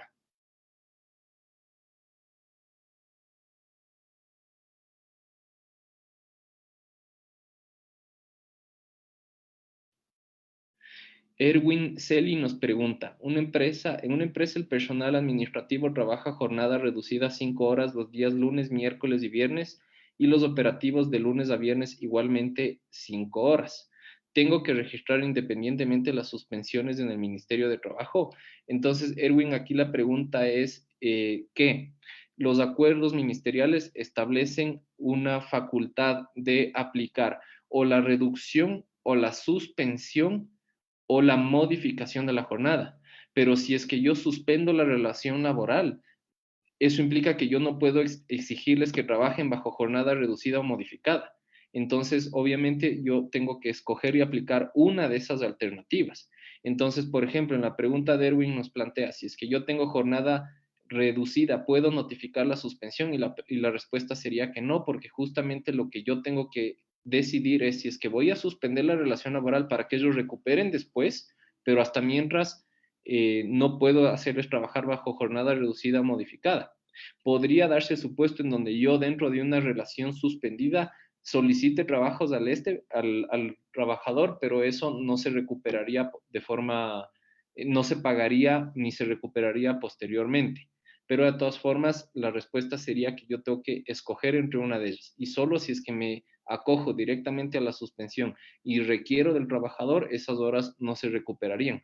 Pero yo no puedo mantenerles bajo jornada reducida y al mismo tiempo suspender. G. Molina nos pregunta, ¿cómo se debe notificar la suspensión laboral al empleado? La respuesta es que eso se notifica a través de la plataforma del sistema SUT. Para ingresar, la notificación hace estrictamente el empleador a través de ingresando con su clave y usuario del sistema SUT. Entonces, básicamente es un proceso simple en donde ingreso a la plataforma y en la ventanilla de registro de actas y finiquito, el ministerio habilitó una pestaña exclusivamente para la notificación de estos actos. Fuera de este trámite o posterior a este trámite, la notificación que se hace al empleado se lo realiza por cualquier medio.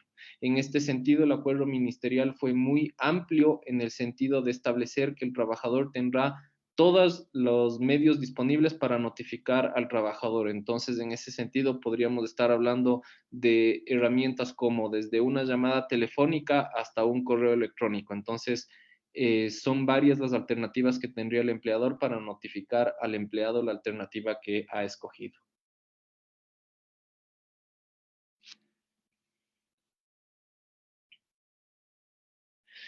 Amanda Guijarro nos pregunta lo siguiente.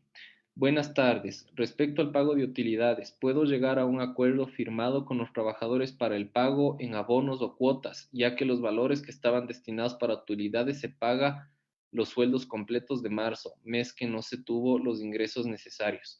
Amanda, en este sentido, la respuesta es que las utilidades que tiene que pagar una compañía no han sido afectadas a través de los acuerdos ministeriales. Es un derecho que no está modificado de ninguna manera a través de los acuerdos ministeriales. En sentido contrario, por así decirlo, uno de los acuerdos ministeriales que emitió recientemente el Ministerio del Trabajo es la normativa sobre cómo van a pagar el 15% de utilidades las empresas a los trabajadores. Y la respuesta también recae sobre un aspecto lógico que es el hecho de que las utilidades son el resultado del ejercicio económico del 2019. Entonces, la lógica iba en donde, ¿para qué voy a tener yo que llegar a un acuerdo de pago sobre un ejercicio económico que ya pasó, en donde ya han pasado varios meses y en donde los valores que serán entregados por concepto de utilidades ya están en las cuentas de la compañía porque son parte de un cierre económico que ya culminó? Entonces, básicamente, no se puede llegar a un acuerdo por el pago de utilidades porque las compañías mantienen la obligación de repartir el 15% de utilidades a sus trabajadores.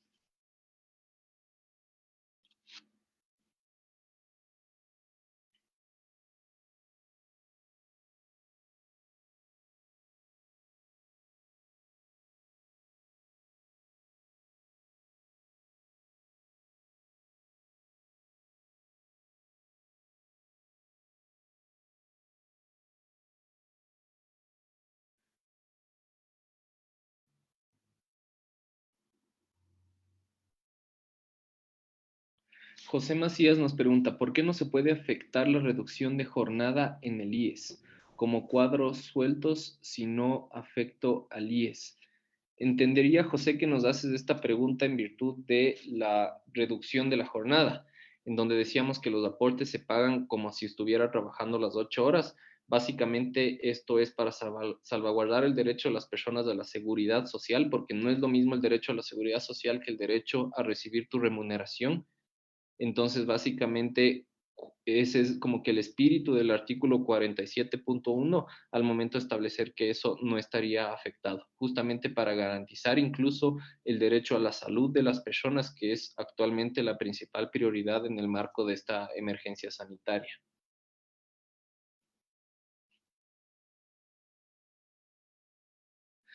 Víctor Monge nos pregunta, ¿en el sector de la construcción se puede dar por terminada la relación laboral si ya no existe la posibilidad y las condiciones para seguir trabajando por emergencia sanitaria? La respuesta, Víctor, va a ser, depende de qué contrato tengas firmado con los trabajadores de la construcción, porque puedo yo tener un contrato individual a tiempo indefinido, como puedo tener un contrato por obra cierta, en donde en los contratos por obra cierta sería interesante analizar la posibilidad de una terminación por causa de fuerza mayor o caso fortuito, si es que existiría alguna afectación a la construcción, pero fuera de eso, la respuesta sería en que en el sector de la construcción, así como en todos los otros sectores, si es que yo termino una relación laboral en la actualidad y es por la causal de despido intempestivo, por ejemplo, tengo que pagar las remuneraciones correspondientes al despido intempestivo. Obviamente, eso sin dejar de lado la posibilidad de que sigan siendo aplicables las causales de visto bueno, la terminación por mutuo acuerdo o incluso el desahucio por parte del trabajador. Entonces, el hablar de una posibilidad y condiciones para seguir construyendo por la emergencia sanitaria va a depender mucho del contenido de su contrato.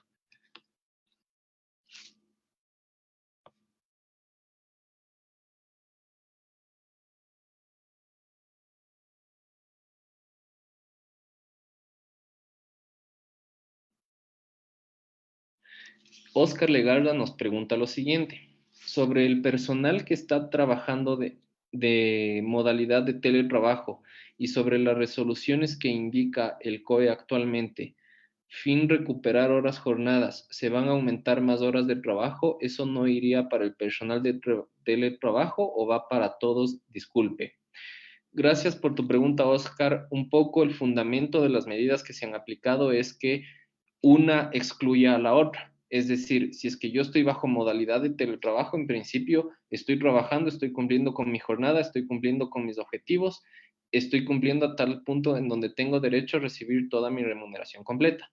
Pero si es que yo me acojo para suspender la relación laboral, eso implica que yo no voy a hacer actividades si no son requeridas por el empleador, obviamente, y después de que se levante la suspensión, yo recupero esas horas de trabajo.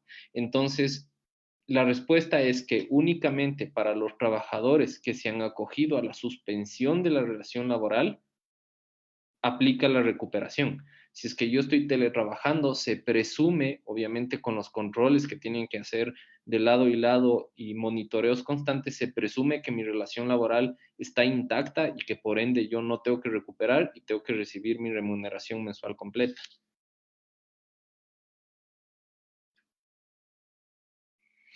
Sandra Elizabeth Altamirano nos consulta, ¿como empleados tenemos algún documento para saber si dentro del Ministerio de Trabajo estamos registrados? La respuesta es que, en vista de que solamente el empleador es el que hace la notificación, ustedes como trabajadores van a tener conocimiento únicamente cuando el empleador notifique dicha medida a ustedes. Es por eso que, a fin de evitar incertidumbre y falta de que los trabajadores estén al tanto, los acuerdos ministeriales establecen expresamente la obligación de que se notifique al trabajador la medida que se le ha aplicado. Entonces, pensando en un supuesto en donde un empleador aplique la modalidad, en un supuesto en donde el trabajador no haya sido notificado, podríamos estar hablando de una evidente violación al debido proceso que implique denuncias en contra del empleador. Entonces es muy sensible el tema y la consecuencia por falta de notificar las medidas por parte del empleador sí puede ser recaer en una denuncia por los haberes que no se paguen por falta de notificación, principalmente aparada en que se está incumpliendo el acuerdo, porque el acuerdo establece que se tiene que notificar y se está vulnerando con el artículo 79 de la Constitución que garantiza el derecho al debido proceso. Y en lo que respecta, Sandra también pregunta si es que tenemos algún documento o tienen que recibir algo. Ahí eso sí va a variar, porque como decíamos anteriormente, la forma de notificación puede ser una llamada telefónica, un mensaje de WhatsApp, un mail, una carta firmada, son varias. Lo que dispone el acuerdo es que el empleador tiene que notificar por cualquier medio disponible, pero obviamente tiene que ser una notificación que le llegue al receptor del mensaje.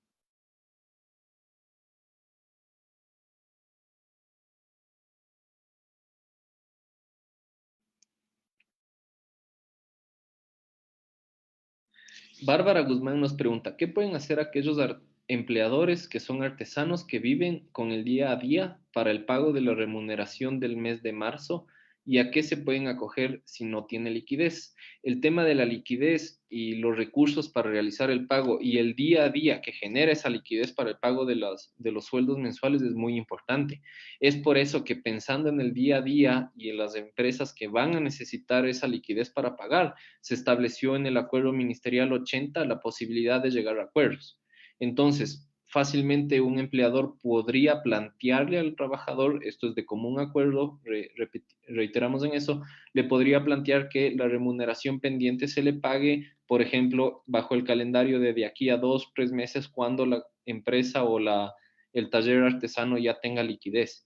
Entonces, justamente, Bárbara, la alternativa que plantea los acuerdos ministeriales para las empresas que no tienen fondos de reserva o que no van a poder cumplir inmediatamente con esas obligaciones es que se lleguen a acuerdos de pago, en donde un requisito indispensable de ese acuerdo de pago va a ser el que se cuente con un calendario o un cronograma de esos pagos.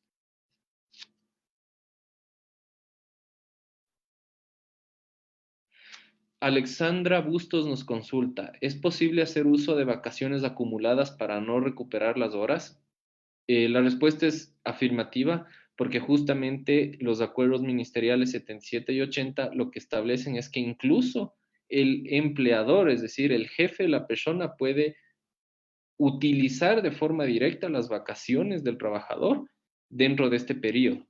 Incluso esto también se aplicaría al tema de la recuperación. Obviamente, el tema de utilizar vacaciones para no recuperar tiene el costo directo que es la pérdida de esa remuneración que estaría pendiente.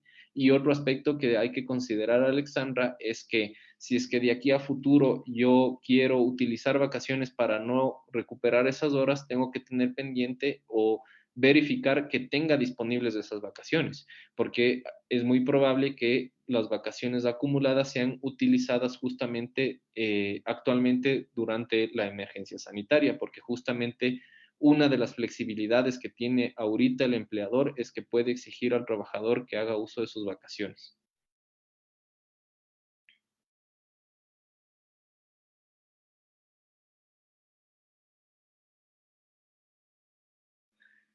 Una persona nos plantea la siguiente respuesta. El mes de marzo se debería cancelar los 15 días y en lo posterior, cuando se realice la recuperación de las horas, se puede cancelar la diferencia del mes de marzo. En el rol de pagos de ley va del mes.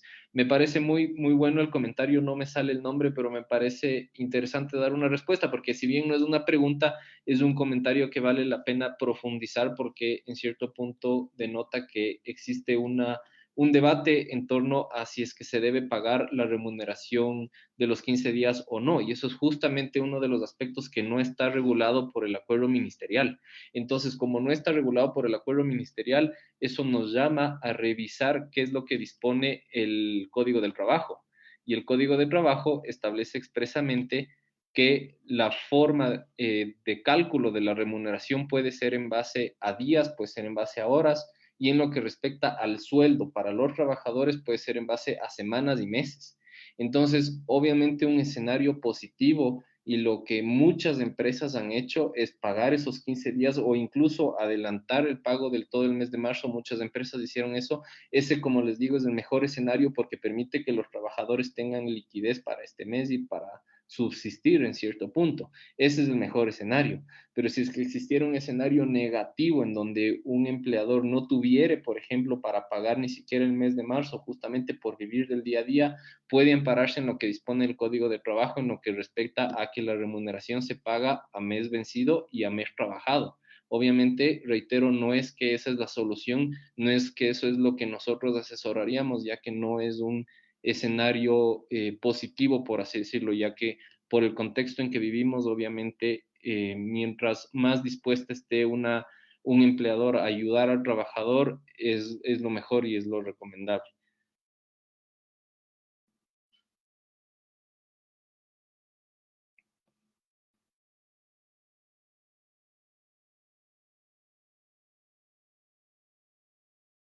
Bueno, en virtud del tiempo vamos a responder solo una última consulta.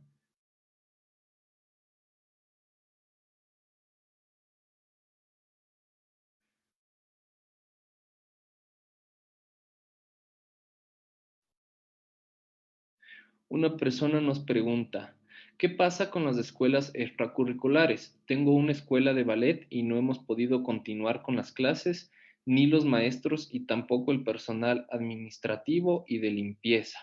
Muchas gracias por la pregunta. La respuesta recae exclusivamente en la relación entre empleador y trabajador, en donde la sugerencia sería que se aplique alguna de las alternativas que están disponibles en el marco de los acuerdos ministeriales, es decir, la suspensión, reducción o modificación de la jornada.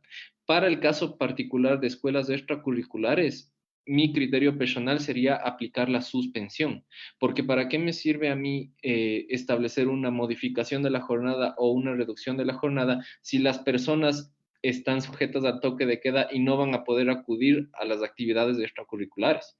Entonces, eso invita a que la única alternativa que se evalúe para las escuelas extracurriculares sea la suspensión de las relaciones laborales, en donde cuando todo se normalice y los estudiantes regresen a sus actividades extracurriculares, las personas que trabajaban para la escuela puedan recuperar esas horas trabajadas. Entonces, sin duda, para las escuelas extracurriculares, la mejor alternativa sería hacer uso de la suspensión de las relaciones laborales. Bueno, en vista de que mi tiempo ha culminado, quiero nuevamente agradecerles muchísimo por su presencia, por su interés en aprender de estos temas. Les pido disculpas si es que algo de lo que dije no estuvo muy claro. Si es que quisieran seguir conversando sobre estos temas o tienen mayores dudas, por favor, estoy más que disponible. La universidad también está más que presta para ayudar a las personas que así lo necesiten. Yo les agradezco muchísimo nuevamente, les deseo lo mejor para ustedes, a su familia y sobre todo el consejo que hemos escuchado mucho últimamente de que nos quedemos en la casa, de que cuidemos de nosotros y de nuestras familias. Ha sido un gusto compartir este foro con ustedes. Muchas gracias. Bueno, la PUCC de Ambato les agradece por haber participado en este primer webinar organizado por el Departamento de Vinculación con la Sociedad. Les invitamos para que estén atentos a eventos desde la próxima semana. Un agradecimiento especial al Departamento de TI, al Departamento de Comunicación de la PUCESA por su apoyo y también a usted, doctor. Muchas gracias.